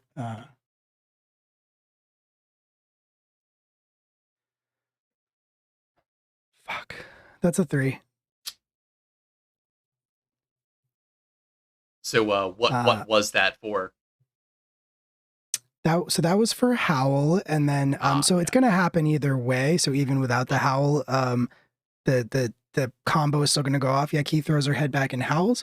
Brunoise is up front distracting this thing, and then on its last but not least, Chance, my Baltoy, has kind of been floating in the air in front of me and just kind of like building up focus, I guess, like sort of almost just vibrating, and then with levitate, like uses levitate to use its levitate ability to basically shoot across the battlefield directly into this thing. I'm picturing that Brunoise, after doing the slashes, like kicks off of the missing no and sort of like flips out of the way as the Baltoy rockets in and is going to try to self-destruct point blank. Cool. I don't know if Hal would have applied to self-destruct. It is a normal type move that kind of does physical, but I don't know. It doesn't really matter because I failed. I think self-destruct counts as physical. Yeah, it doesn't super matter because I failed. But so it's a question: do you want to use a luck point? We do have 4, and you're going to buff the entire party. I do want to use a luck point. That's a great point. And yeah, self-destruct is a physical move. Okay, cool. Then yes, I will spend a luck point, and I will try to roll again.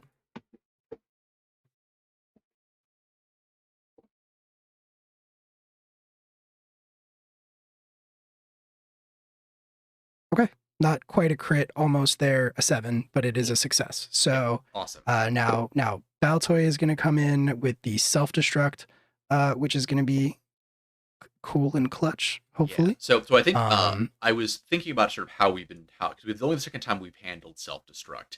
How do you feel about this? Just for like something to sort of like make it a little bit more balanced overall. So I was thinking that so it always does a minimum of 1 wound. It can't not wound unless it's just flat out immune to it like a ghost type. Right. And basically a normal hit then counts as 2 wounds, and then if it crits, it does 3 wounds. How does that sound to you? I mean, yeah, that sounds fine. So 1 by default. If it hits, it does 2. If it crits, it does 3. Yeah. Okay. All right. That sounds good. Let's go.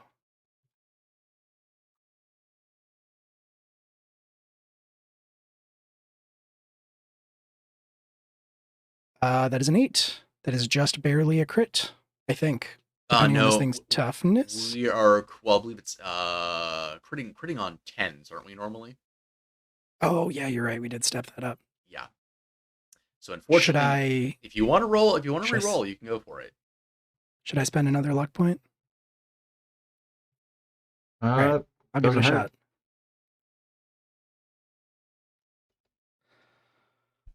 Okay. Yes. Ooh. All right. 15. Hey. It's actually higher because that was an 8. You get to re-roll that. Oh, that's true. Yeah. All right. Awesome. Okay. So 20. 19. Oh. Wait. No. Yeah, 19. Okay. Yeah. Yeah, 19 total. Cool. All right. Unless the +1 applies again. I don't think it does. No, because it's a +1 to the entire roll. Yes. Cool. All right. Well, that is Baltoy ICBMs into Missing No, and yeah, that's 3 wounds. How come the donation didn't go through? We've been having that issue with the Just Giving Surfrider stuff forever, and I don't know why. Okay, no worries. Yeah. Just so you know, you have another luck point All right. Ooh. as of like Thank you. 63 seconds ago. We have another luck point. Let's be honest about Comrade. who needs it here.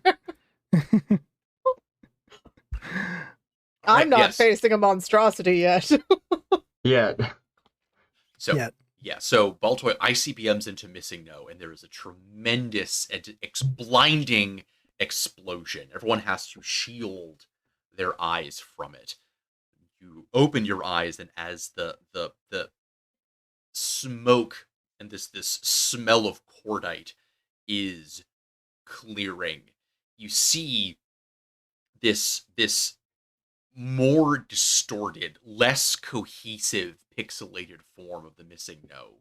That is, you were able to tell definitely that did some damage, but it is still standing.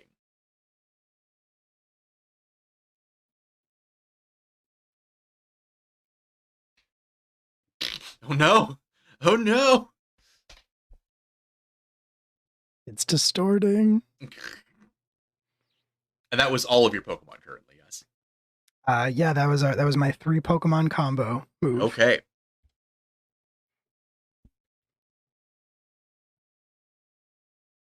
Does that take out your Voltoy?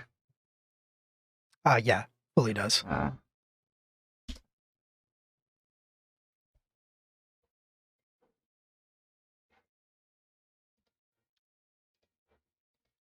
right, so that is a hit. And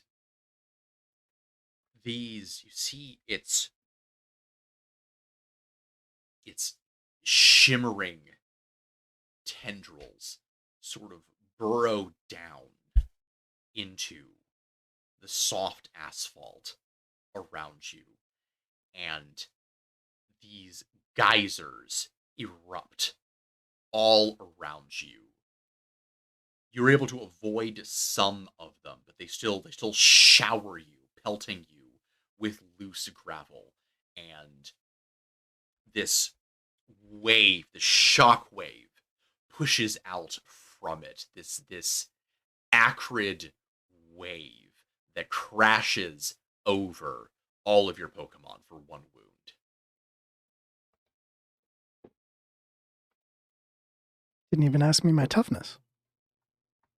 I'm going to assume that it is less than 7. Yeah. But you still shouldn't assume. I suppose that's fair. Yes. All right. Ugh, acid. Wait, when you say all of our Pokemon, do you mean just Julian's? Nope, I mean everybody's. All of them. But yeah, boss AoE. Gotcha. I think Gotcha. My turn? Yep. All right. I think start with Aster, who's going to try and run up and slam its horns into this thing. Okay, go for it. Go for a Horn Leech. 6 and a D8.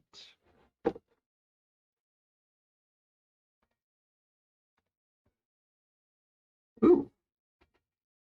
It's a crit on the 8. Ooh. That is a 19. Okay, all right. Well, that does crit. On a critical hit, recover 1 wound. All right, excellent. Yeah, I think Aster just barrels into this thing and sees somehow draining energy from it once it connects with the horns.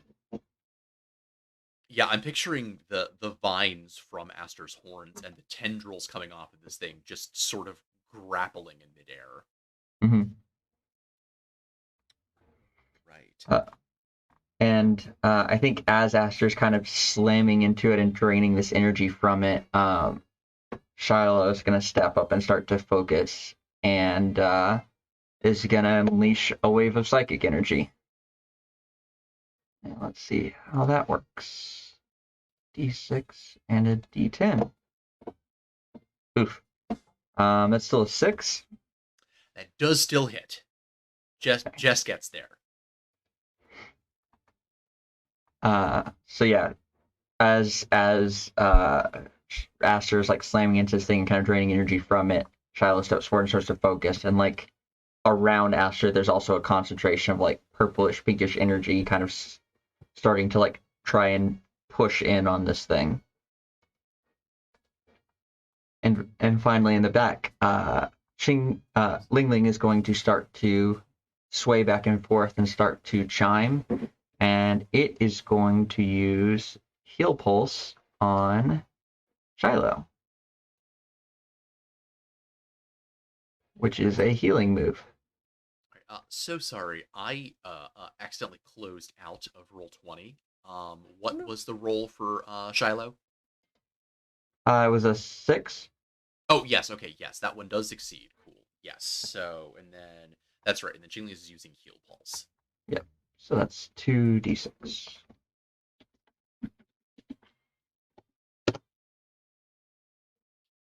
And that is, I get to roll another one, so that's a 14. All right. Yeah, hey, that crits on Heal Pulse. So Shiloh is healed. Don't really have anything else for the crit to do with that, I guess, unless Ling Ling could also heal itself. Yeah, I'd allow that. Cool. Or you could also heal one of Julian's Pokemon if you want to think of it as like a pulse going out. Yeah. Then, which one of yours doesn't have expanded health? Yaki. Okay, then we'll also heal Yaki. Okay. Thank you. Right. Teamwork makes the dream work. I'll be right back. I have a dog signaling that they need to go outside real quick. Yeah, sounds good. All good. All right. Yeah. And Ling Ling's character arc is evolving from nuisance to team medic. Mm. All right. While still being a nuisance. The best kind. It's going to bring us to the top of the order with Julian. All right. Slightly fewer options now, and Julian is going to call out and is going to say, all right, it's got to be weak to something. Let's give it a shot. Benoit's water gun, Yaki, flamethrower. And we're going to try these out and see if see what works on bird type, if anything. I mean, these are steps in the cooking process, which is a very effective bird harm system. It is true. Yeah, no, it could turn. No, so it turns out the type that bird is weak against is steam.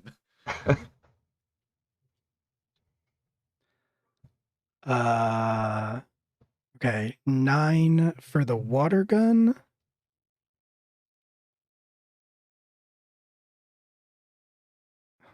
Nine for the water gun, 7 for flamethrower. Okay, both of those hit. unless either of those is a type advantage, then they are both just 1 wound each. Yeah, neither of them are type advantage, but they do at least hit. So,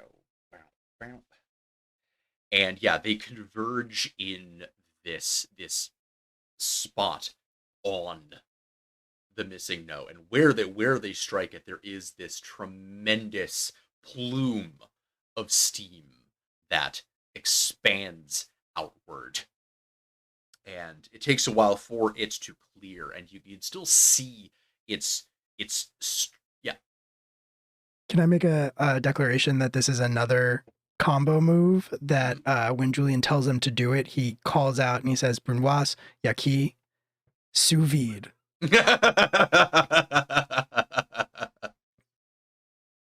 Indeed. Well, you have thoroughly sous vide'd the missing no. You can still see its through the steam, its amorphous shape wrestling with Aster, but it does appear to be decohering it seems to be having difficulty holding itself together. And it's going to go, and so good news, it's not going to hit everybody. Bad news, it's focusing all of its attention on Aster. Rough, buddy.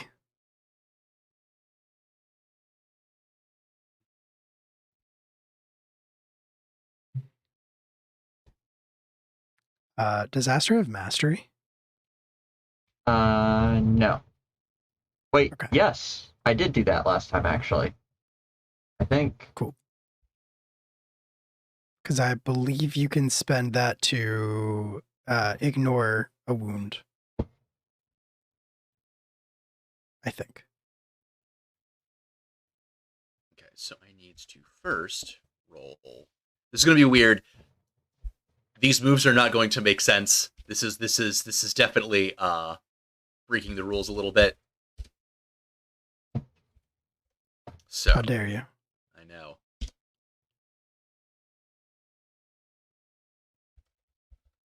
Was that added later, Will? Because I only see it being used for a reroll. But I have the earlier rulebook. It might only be that. I'm trying to look back to where it is.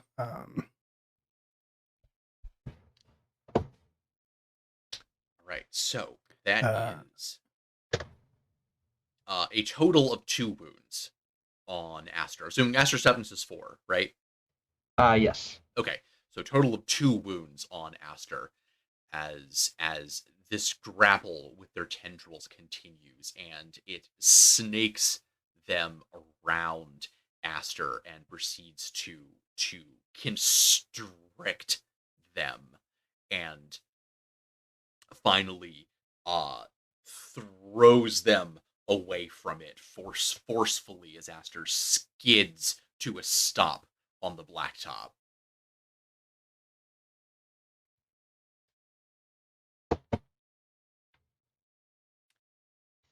Did not roll quite as well as I was thinking I would. So That must be hard for you. I'm so sorry that you're going through this right now. I Our appreciate, thoughts and prayers are with you in this trying time. I appreciate your empathy. It's very hard for me not being able to beat you guys up. But that is its move. So Billy, it's on you. So Aster has taken a pretty mighty hit, but I think is still up at this point. Thanks to the Horn Leech. And is going to go charging back in to try and Horn Leech again and slam right back into this thing at the same time that Ling Ling is also using a heal pulse to try and send energy its way to heal it off. Okay. And I'm going to roll for Aster first. That's a D8 and a D6.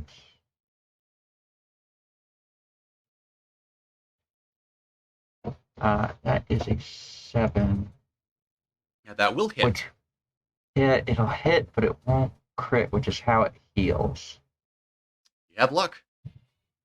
Yeah. We okay with me spending 1 luck point? I'd like to try and get a heal off, the heal off that. Okay, so let's try that again. D8. There we go. Much better, at least on that front. Oh, you gotta be kidding me. Oh. Wait, did the +1 thing work earlier? It Yes, did. yeah, it did. Although I don't think Heal Pulse is a physical move. No. I'm just thinking for Aster. Aster, okay. Because yes, okay. Because it's Horn Leech, so it's slamming its head into something. That's about as physical as it gets. Yes. Horn Leech is a physical move. Because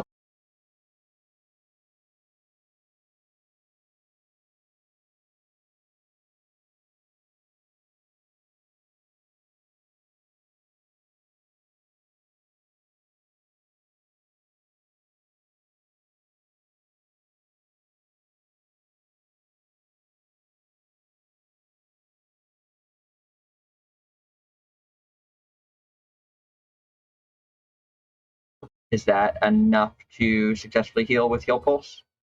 Yes, that just clears the difficulty threshold. Okay.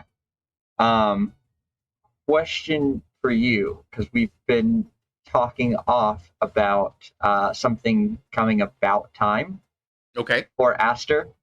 Okay. I think Yeah. this is a good moment for it if you agree. Yeah, no, go for it. So the way I envisioned this when I was describing this is Aster looking very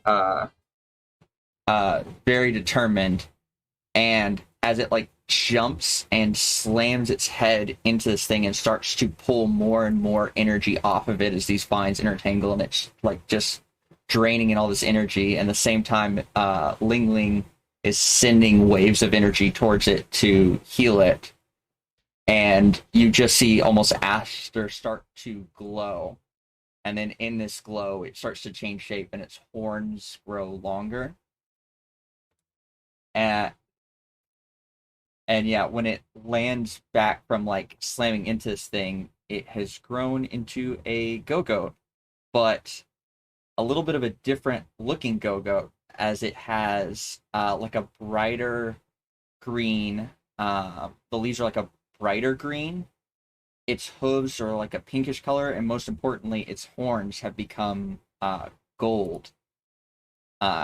And as it's kind of staying there staring down this thing, you're feeling waves of actually psychic energy coming off of its horns, and it is now a grass psychic type. Very cool. And I think actually, just to kind of punctuate that moment, it does Go-Go just went, but since Go-Go's kind of riding that high, I'm willing to give Go-Go a free attempt at a Zen headbutt if you want. Yeah, that is perfect. As that was the move it was going to learn on evolution, correct? Yes. Okay, yeah, I'll give you a free attempt, a Zen headbutt for free. Perfect. Thank you. Let's do D6 and a D8. Well, that's a 5. That will just do it. So yeah, just lands back. These waves of psychic energy are pulsing off it, and it jumps up and slams in again. And then like the energy pulses outward into this missing numbers from the horns, and like a burst of psychic energy. And as you do, you see the pixels of this thing sort of scatter and shatter. These distortions in the air almost kind of falling down around you like snowflakes, slowly sort of swirling and recongealing into a singular form. Throw them all. I do. I click the button and the ball expands, and then I'm just gonna wind up. Julian has not done this in a very long time, probably not since he caught Yaki, and is wind up, throw it at the missing now. All right, so we're gonna go to the capture chance. Yes. So I was reading that it looks like if it is fainted, just do it, right? let me see. So once been completed.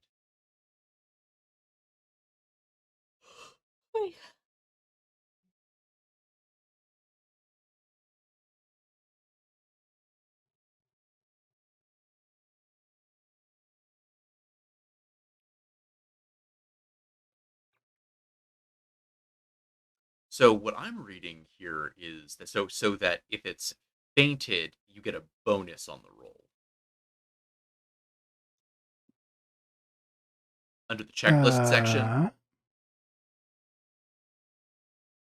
For the capture Yeah. on page 62. 72 I'm looking at. It's on 62. Let's see. Pokemon. Oh, wait, hold on. Let me go to actual pages. Oh, okay, sorry. I was looking at a different section that talks about capture.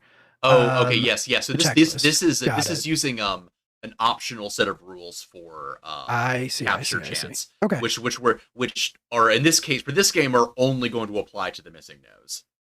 Yeah. All right, I dig it. Okay.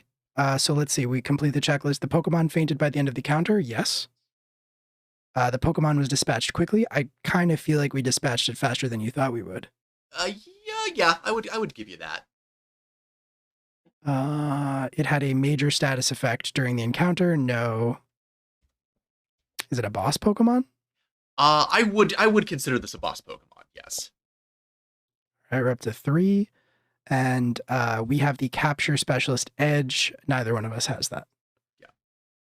So we have 3. So we roll a d6. If we roll that number or lower, It also we so have it says okay, it says so we have a 50-50 chance. well. I was also it says add 1 to this total if your group is using the item rules and the trainer uses an Oh, applicable yeah. special Pokeball. I would be willing to Right. count the specially modified champion balls as a applicable special Pokeball. So I'll give you a +1 for that as Okay. well. All right, sounds good. Okay, well we got luck. So let's see. Yeah. We got a 2. It is caught. Right. It sucks all of these pixels, all of this distortion, all of the shadows that surround you into the Pokeball. And with a lurch, you are standing just by the side of the road. You've skidded off of the road, you've kicked up some mud, but the trees are normal, the ground is normal, the road is solid, and just in the middle of it, there is this steaming champion ball that is wobbling side to side before finally the light goes off. There's a little chiming sound. You did it. You done captured a missing no. If you let it out, is it like a regular Pokemon now? Don't let it out. At least not Yeah. yet. Yeah, let's not Hold on. find out. Do we have infinite rare candies? No. I checked my bag. Yeah. Check my bag. Infinite rare candies? No. Are they We have no, they appear to be Infinite 3. bags Or- of soup. Infinite bags. Yeah. You do We have a have bag of 99 soup stacks holding. of soup. infinite bags of soup. No, Capri no, soup, anyone? no infinite items. No. Okay. All right. Yeah, Julian is gonna like stare at it for a second in disbelief. He's gonna look at Billy still with disbelief, like he can't believe Did we do that? they actually did that.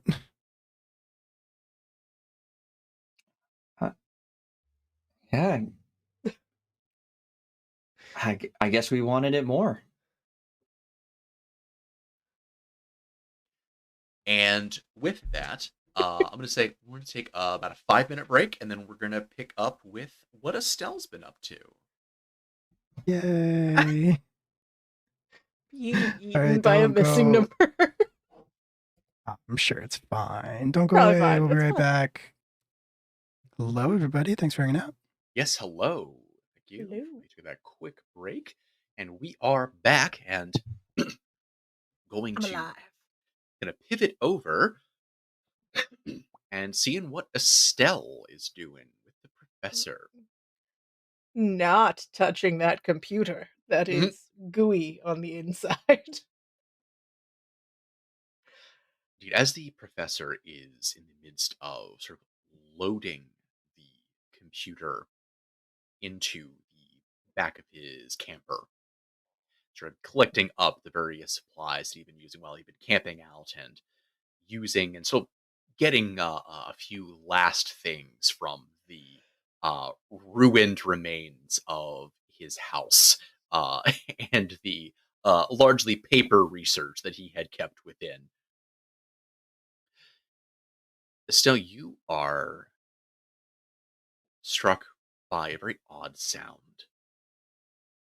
You hear in the distance coming over the hill something that sounds like the baying of a hound.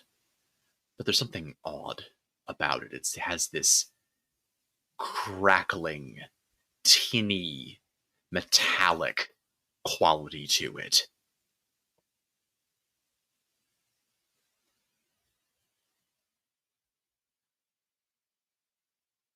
I'm gonna I think Estelle's gonna call the Pokemon and just say, let's hurry up. We can come and get back and get the rest of it later. Let's go. And she looks over. Is Haunter weirded out still? Haunter doesn't have that weird expression on his face anymore, though he did also seem to clock that noise that you heard. And indeed you hear it again, closer this time. Ugh. I think Estelle is going to stop Mr. Mime as he's helping carry things into the camper and say, go get the professor, and we need to go, and start trying to like rush everybody in. But yeah, she's got herself and like I think maybe Haunter and Dottler on her back are like watching the field and sort of the mist and everything to see what's coming.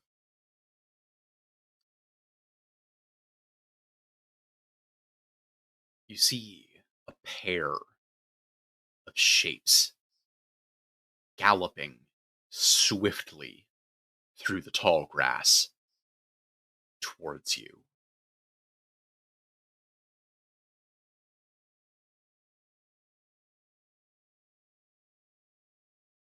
Professor, Yes? we need to go now. All right, get in. All right, let's go. Yeah, I think she's gonna get in if we have enough time. Yes, you can get in. The professor starts up the camper and sort of rattlingly, shakingly gets it on the road.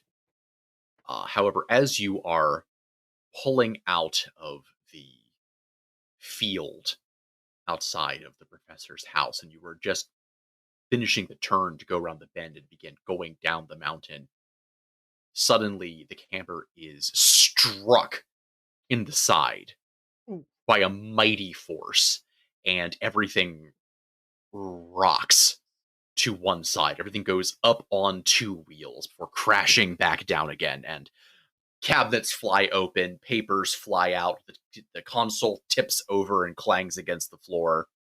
What was that? Can we see from the windows? Peeking out the window, it looks as though one of the figures, it's quadrupedal, has run up and done a flying headbutt into the side of the camper, leaving a substantial dent in the side. Does it look like a missing number, or does it look like one of the things from my memories of the not Pokemon? Actually, neither.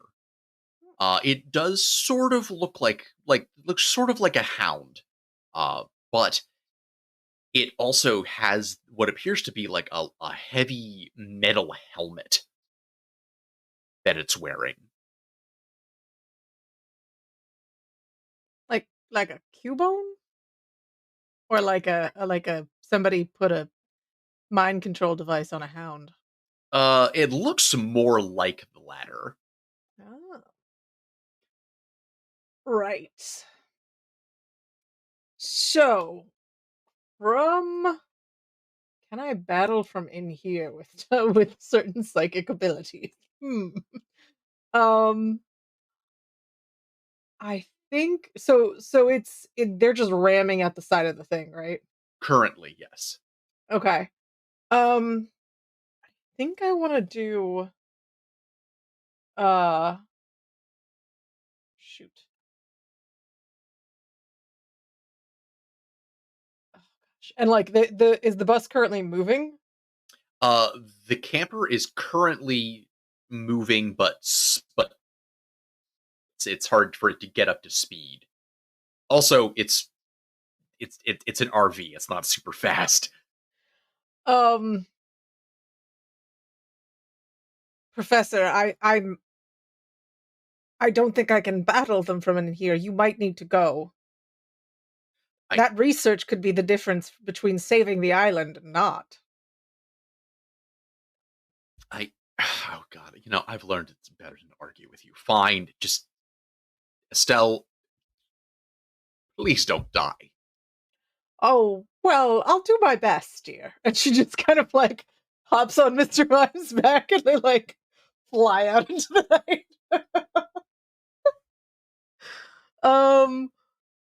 Yeah, I think we're gonna like try to do a distraction to let the professor get to the Pokemon gym.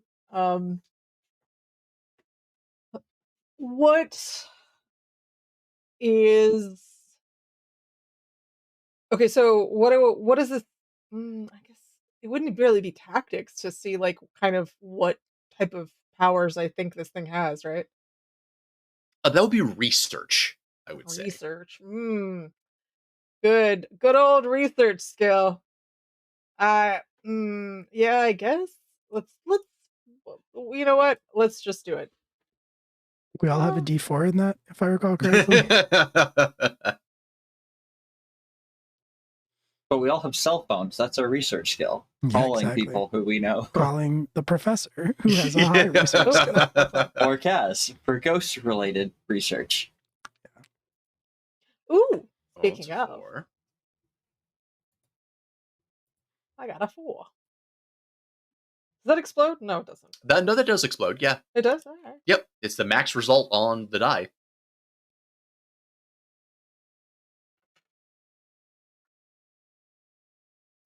3. So 7. Okay, yeah. The main thing looking at these two figures as they converge, they start to chase after the camper, but they briefly skid to a halt in front of you, and they sort of regard each other and look at you and begin sort of kind of sniffing through their helmets. And obviously the helmets are a part of what is giving them the power to headbutt an RV. You would guess they're probably using the move Iron Head. A steel type move, though you've never seen this particular Pokemon before. Do the helmets look removable? You're not sure. The Pokemon have a very particular kind of an almost kind of manufactured look to them. In fact, Will, would you be willing to bring us to a battle screen with a pair of type nulls?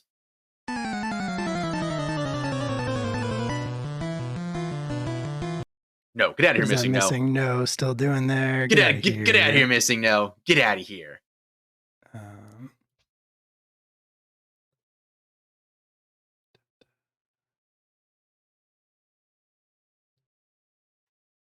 Oh man, they multiplied. Look at that. Mm-hmm.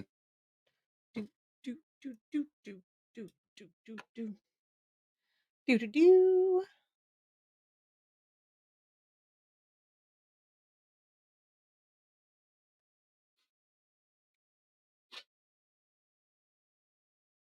Hopping mad. Mm-hmm. And they sort of circle you slowly, as if unsure of what to do. So I think maybe they aren't here for me. Like maybe they were coming after the professor. So I think that makes it even more important that I do stuff. Since they already seem a little confused, I say we try to do a confusion. Me and Mr. Mime. I'm gonna shout out to him. Mr. Mime, confuse them. All right, let's do a roll for initiative. Which is tactics, right? Yep. Yeah. Do. Oh, that's upsetting. How unfortunate. Oh, equally unfortunate. Well, I guess we roll again. Let's do it. All right.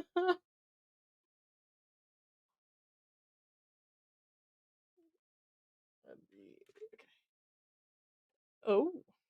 Okay. I also like how like the animation for the die has it like just kind of hovering on that edge between 6 and Between 4. 6. Yeah, I'm like, can't we say that's a 6? Why would you give me a 4, dear animation? All right. Oh, look at you with an 8. Oof. Well, you win the initiative. What you gonna do? So they both sort of look at each other, and then you hear this sort of kind of muffled voice, and you realize it's coming from inside of the helmets. You think that they're getting some sort of radio instruction from a trainer at another location. And you can't hear exactly what he says to them. But one of them sort of bears down on as Mr. Mime, the Pokemon that is up in front at the moment. Okay. Yes, Mr. Mime was the last to attack. So Okay. yeah. So yeah, sort of bears down on Mr. Mime and focuses it with the glare of its metallic visage. And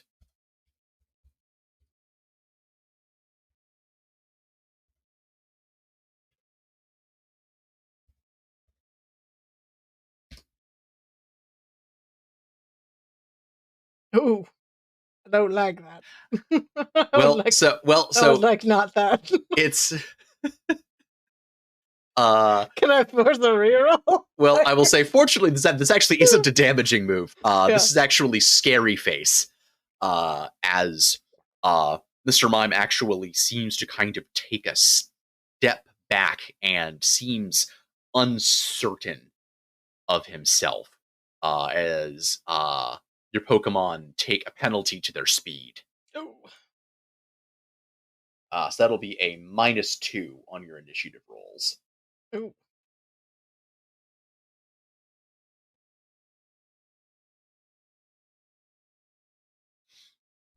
And then the other one, in turn, lets loose another one of those howls that you heard, but this howl is significantantly louder and more shrill. Even you, Estelle, have to cover your ears because this staticky, feedbacky sound that screeches through the night just blurs your vision and disorients you. And your other Pokemon look similarly stunned by the shriek that this thing emitted. The metal sound that loosed forth from its helmeted snout, as they all take a penalty to their special defense. But that was both of their moves, so it is on to you. So, I think what we're gonna do. Are we doing all of my Pokemon at once? Yeah, we're just gonna do all of them at once. Okay. Then yeah, Mr. Mime is gonna go ahead and do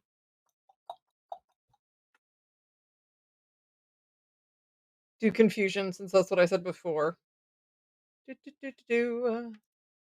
And I called it. I guess we're doing a tactics.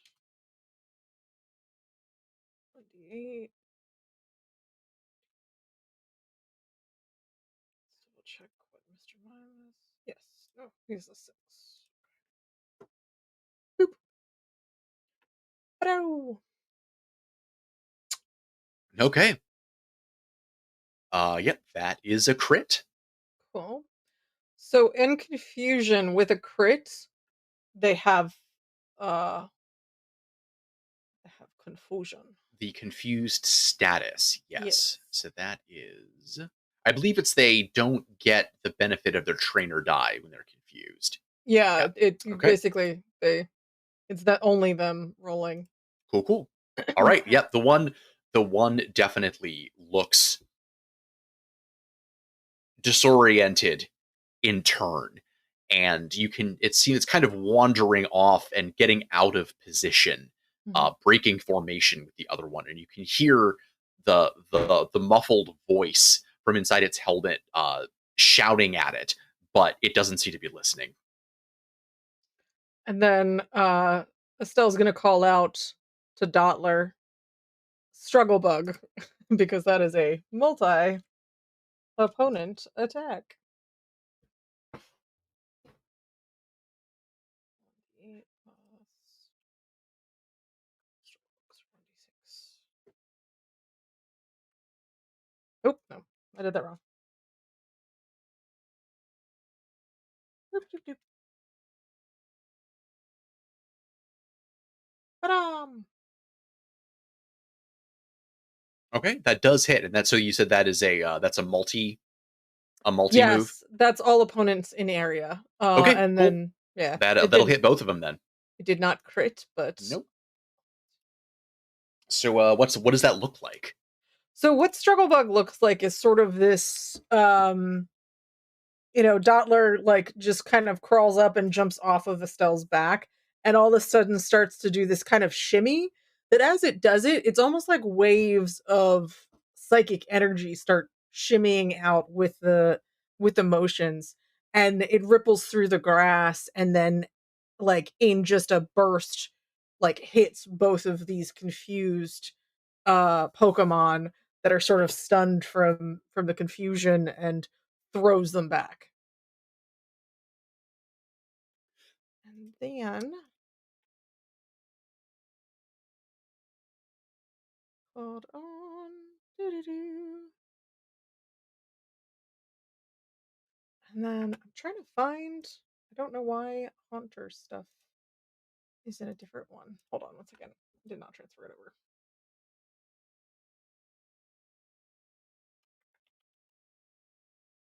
Actually, I don't think we've battled with Haunter before, have we?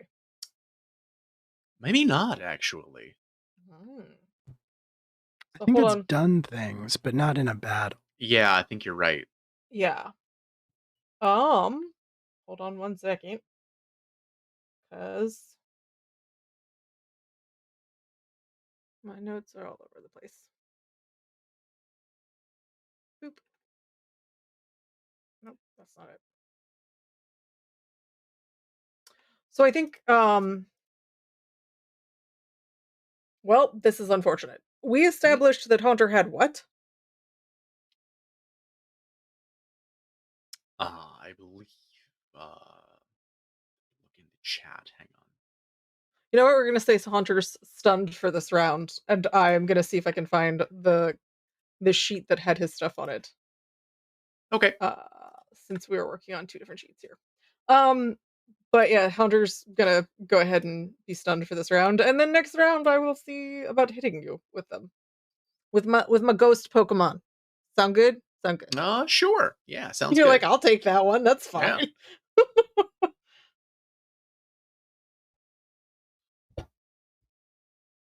So let's go ahead and roll off for next round in that case.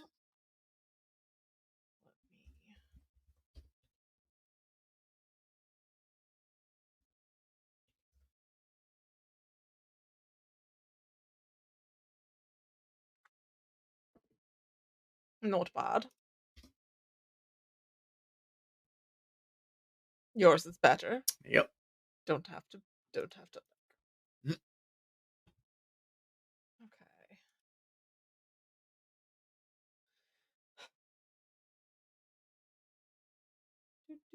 Do.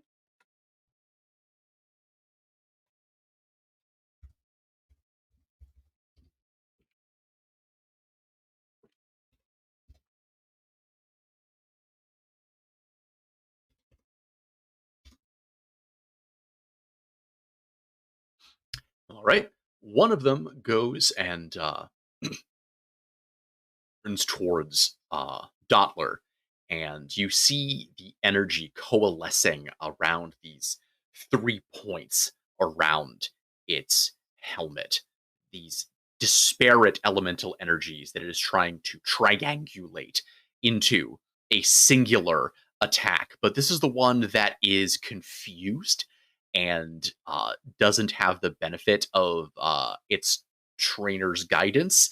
And so the staggered serpentine motions of Dottler are too much for it to get a beat on, and this triangulated attack just hits the ground. Dottler just scoochie pooches right out of the way.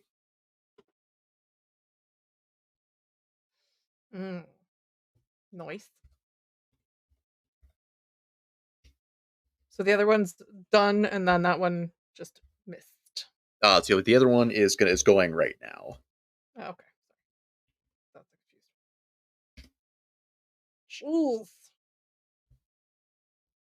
I don't like it. I don't want it. Nope. No. All right, so that's gonna be.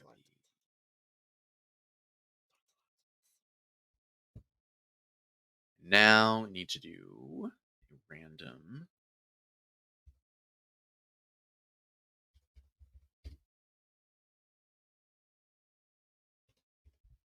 Okay, there it is. All right. As the other one that has the benefit of its trainer guiding it zeroes in on Mr. Mime, and it is doing the same triangulated energy attack, and it unfortunately has Mr. Mime dead in its sights, and Mr. Mime is struck by all three beams of energy at the same time for 2 wounds. Ooh. And Mr. Mime is also frozen. Okay.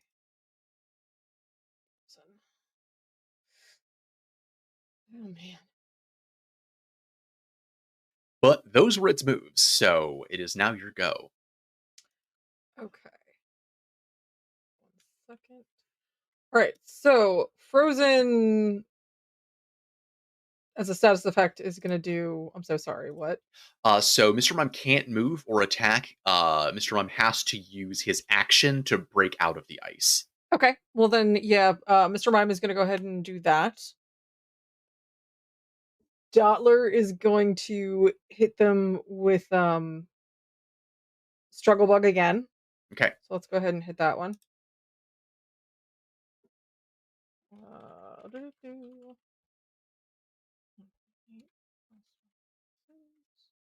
Oop. So that's 8.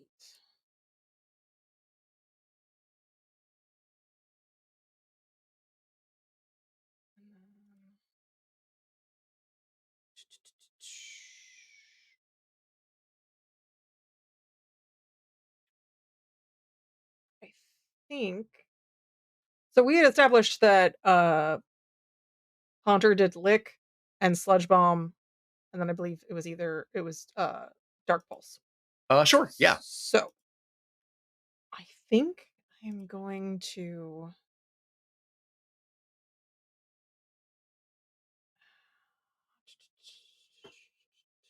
I'm gonna Right, go so, ahead that, and so that was an 8 for the struggle bug. Yes, I'm sorry. Did that not roll? Yeah, no, it did. I was just looking at something else. So Okay, cool. sorry. All right, so that does a wound to each of them as Dottler continues zigzagging around the ground, running circles around them, and tripping them with its shell. Just so Dark Pulse has a chance to make them flinch, Okay. which is if it's crits. So just establishing that before I go ahead and roll these numbers. So Estelle sees that this is seriously hurt Mr. Mime. And she yells out to Dottler to hit them with Struggle Bug again, and she's sort of like trying to help Mr. Mime get out of the ice and during his turn. And then she turns to Haunter and says, Haunter, Dark Pulse. 1D. Which one are you targeting with Dark Pulse? I am targeting is the other one still confused, or have they shaken it off? The other one is still confused, yeah. Okay, then I'm going to go ahead and target the one that was able to kind of successfully attack, because Okay, that so feels the one like that isn't confused. yeah, the one Okay. that managed to encapsulate Mr. Mime in ice. Okay, Because cool. that, you focus on the threat at hand. Mhm. So oof. So yeah, she hits with Dark Pulse.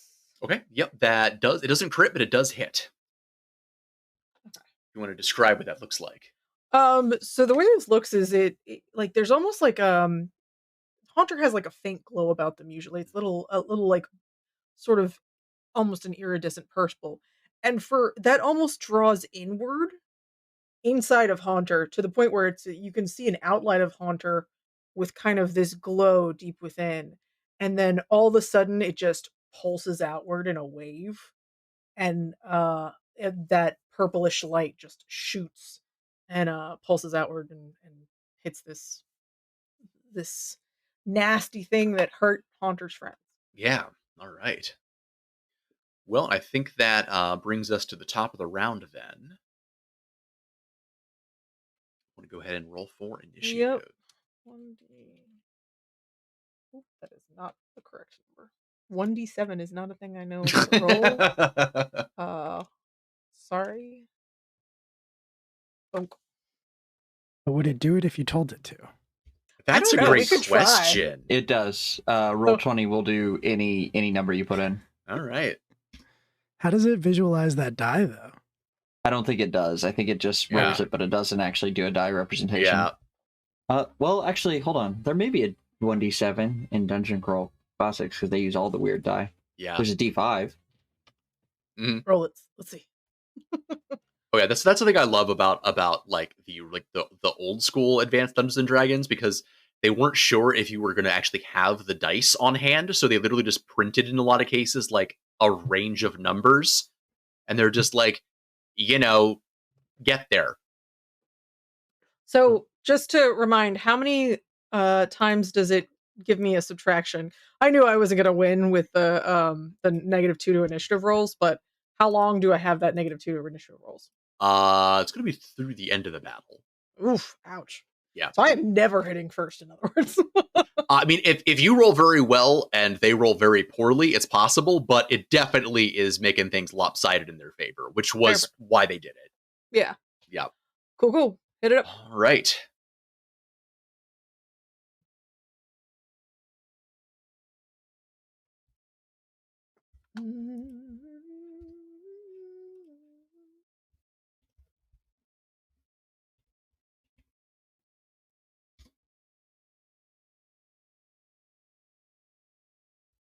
All right. And that is going to. Yep. Yeah. So the one that is still in communication with its trainer is going to do the same thing that it did with Mr. Mime, except it's going to be focusing in on Dottler, as Dottler is proving to be more of a threat than they originally gave it credence. Classic mistake with Estelle's Dottler. And so is focusing in with this triangulated energy attack for 2 wounds and a random status effect. Oh yeah, you rolled with 12. Okay. And so that is a. All right, so Dottler is actually going to be burned. Ooh. So that means the Dottler takes wound penalties like a person would. So I think at 2 wounds, it's -2. -2 to their rolls. Okay. Yep. And then the other one, the confused one, is going to be turning and trying to do the same to Haunter, but we will see how well they succeed. How can it shake off the bird effect? Just a question. I don't think it can until you get to a Pokemon Center where you have a burn heal item. All right, good. I was just wondering because I have a heal damage option, but I didn't want to utilize it if it's not going to do it. Okay. So the other one. What the fuck? Yep. Charlie did warn you. This one, I don't remember Charlie saying, "Watch out, they roll a d12." Had he put it in perspective like that, maybe I would have taken his warning seriously. I mean, he did say, and I don't mean those clowns at the battle tower. I mean they're gonna get serious. So the other one, the confused one, does manage to finally fix Haunter in its sights and hit it with the attack. But Haunter still manages to sort of phase slightly out of the way, taking only one wound and no status effect in the process. Okay. So, important question. During this battle, has the professor actually managed to get his Winnebago onto the road? Yes, you glance behind you and you can see the red tail lights of the Winnebago rounding the bend and continuing the switch back down the mountain. Awesome. And I am going to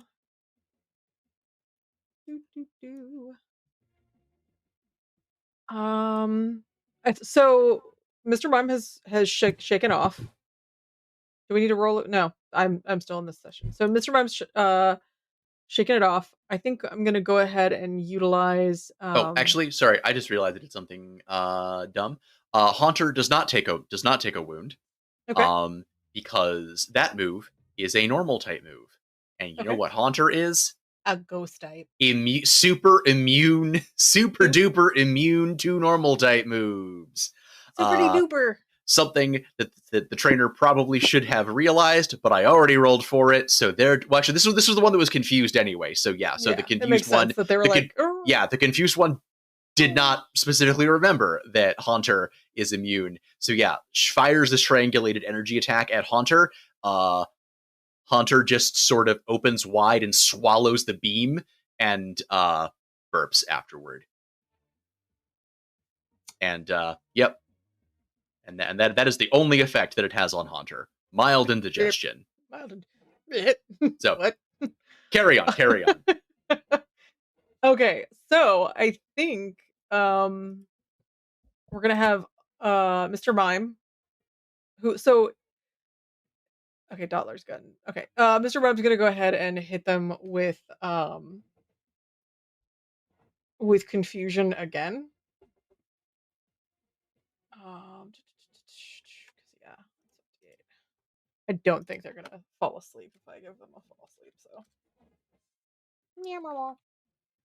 oops.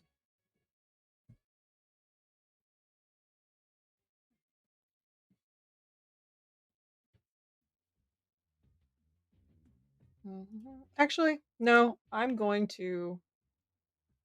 gonna actually hit them with sleep unless they are immune, and I know that, but I don't think that is the case. Do. So I get to reroll one of those.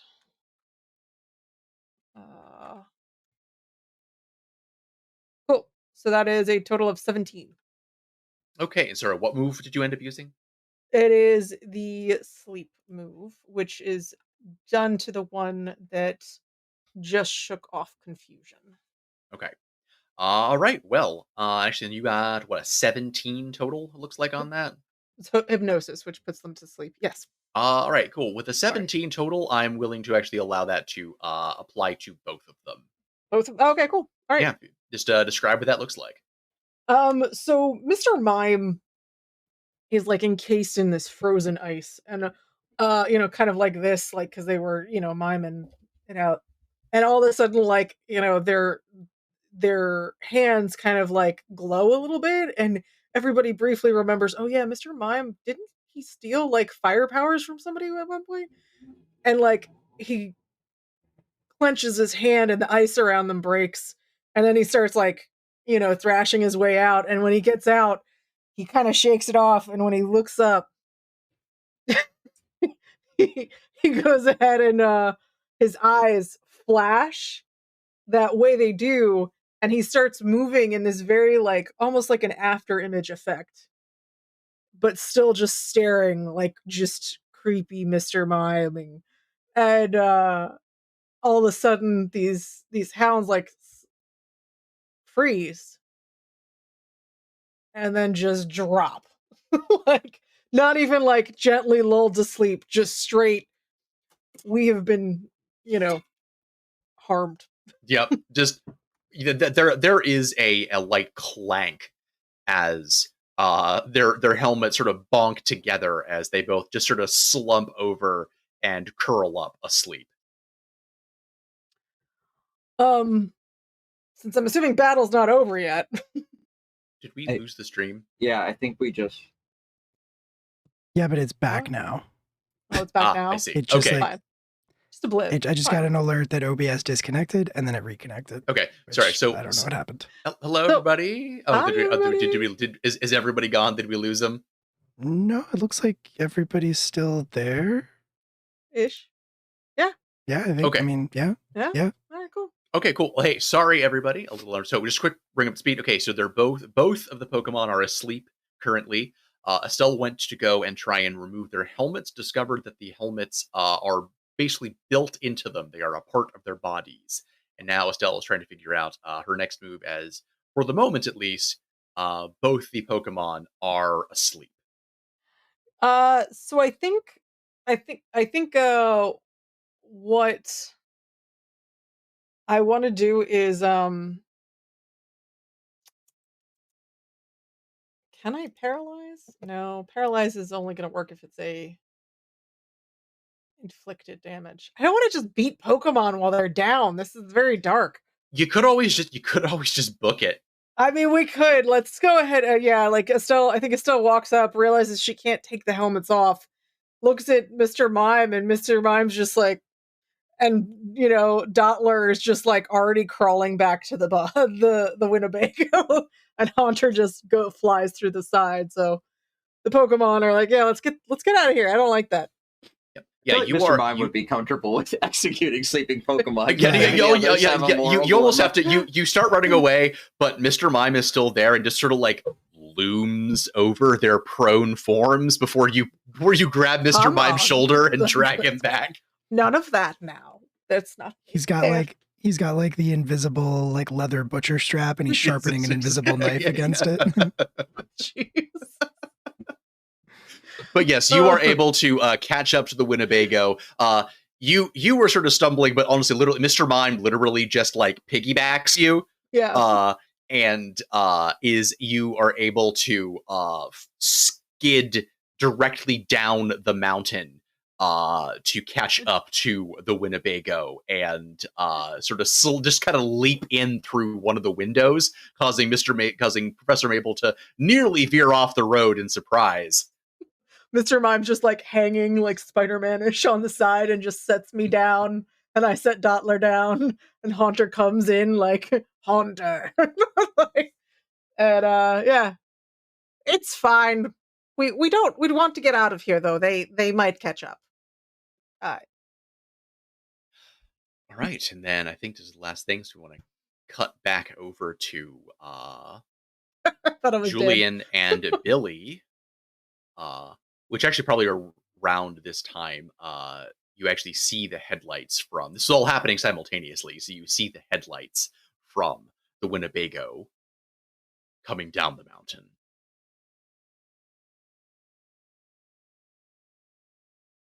And sort of there's a skidding halt as Mr. Maple pumps the brakes on the Winnebago. They're not great. It sort of skids a little bit. But you were all in the same spot. That man did not go to 8 years of Pokemon University for you to call him Mr. Maple, Brendan. Yes. He is a professor. Yes. It's a professor. How dare I mispronounce the name of my own NPC? A professor of what? Nobody knows, but he is a professor. Yeah. I don't know, man. He thinks Pokemons are aliens or some shit, so who knows? Oh, I'm fully onto you and the plot of this game. I know for a fact now that the plot of this game is Pokemon are actually Digimon. Sort of. Just not in the way you're probably thinking. No, I think it's exactly the way that I'm thinking. I see. Yes, of course. All right. So, the first thing Julian's gonna do is gonna say when Professor Maple pulls up is where's Estelle?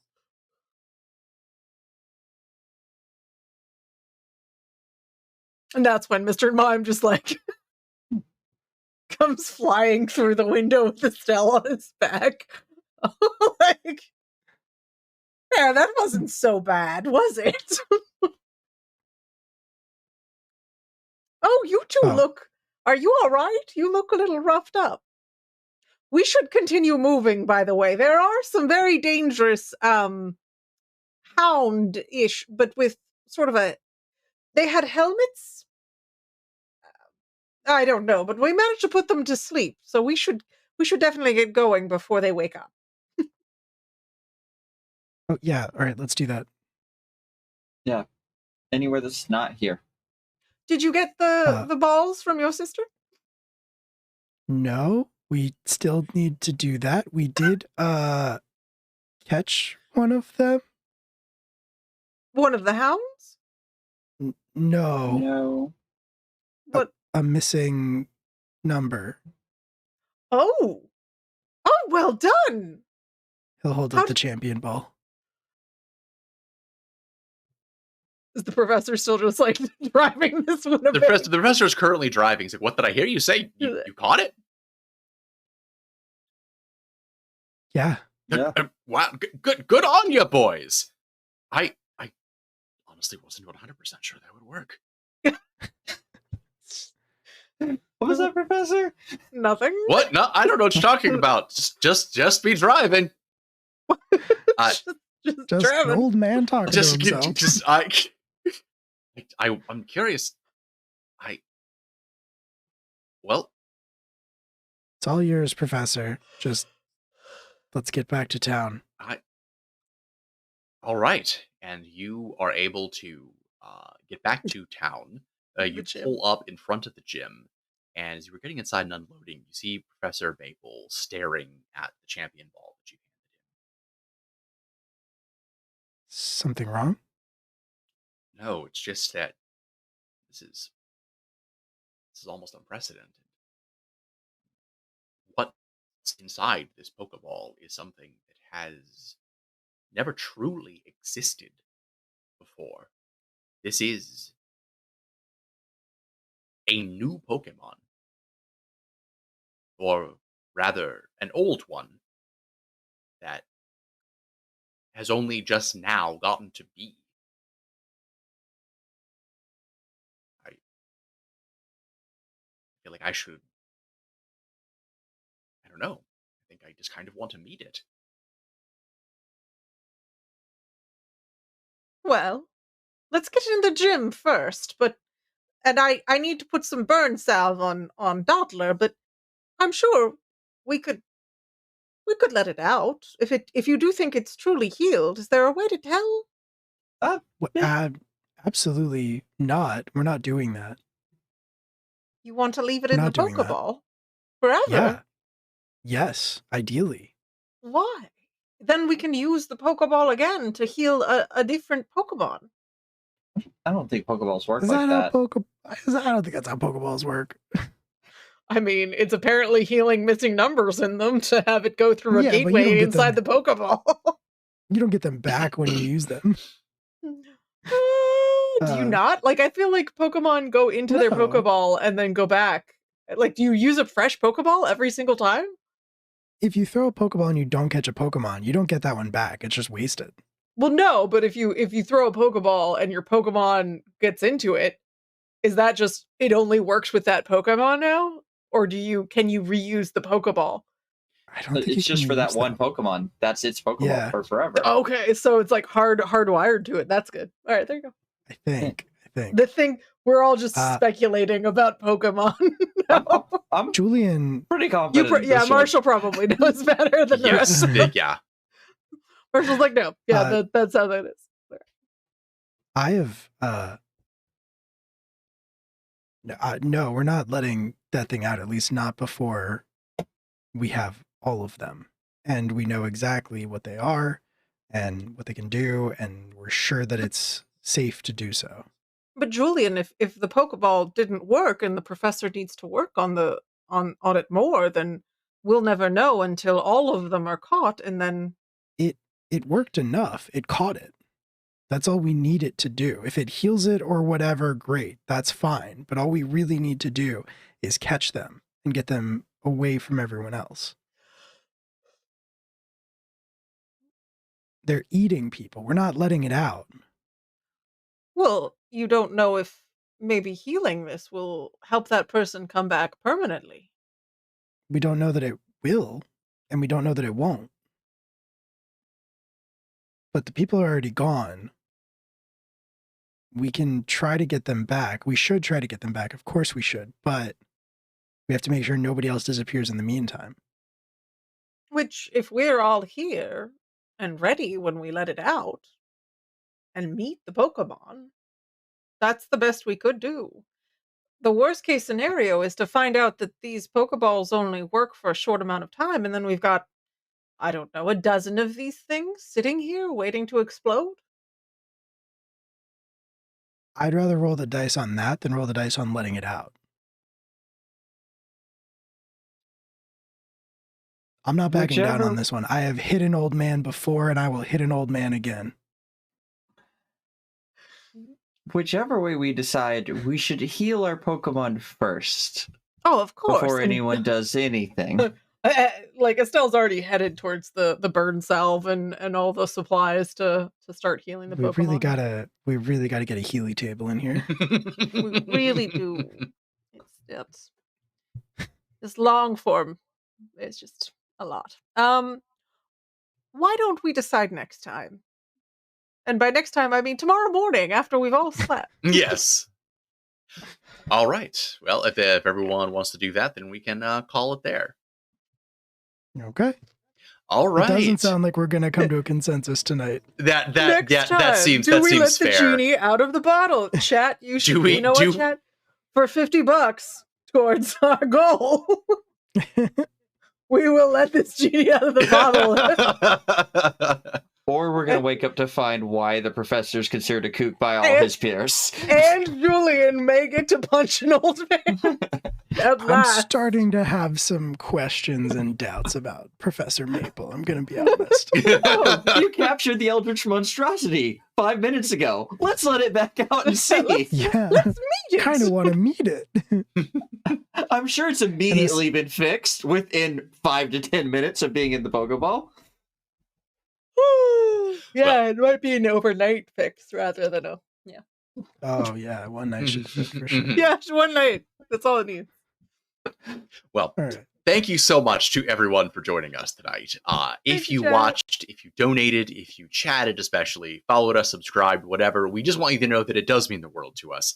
Everything that we do here on the channel really benefits a great cause, and we would not be able to make any of that happen without all of you.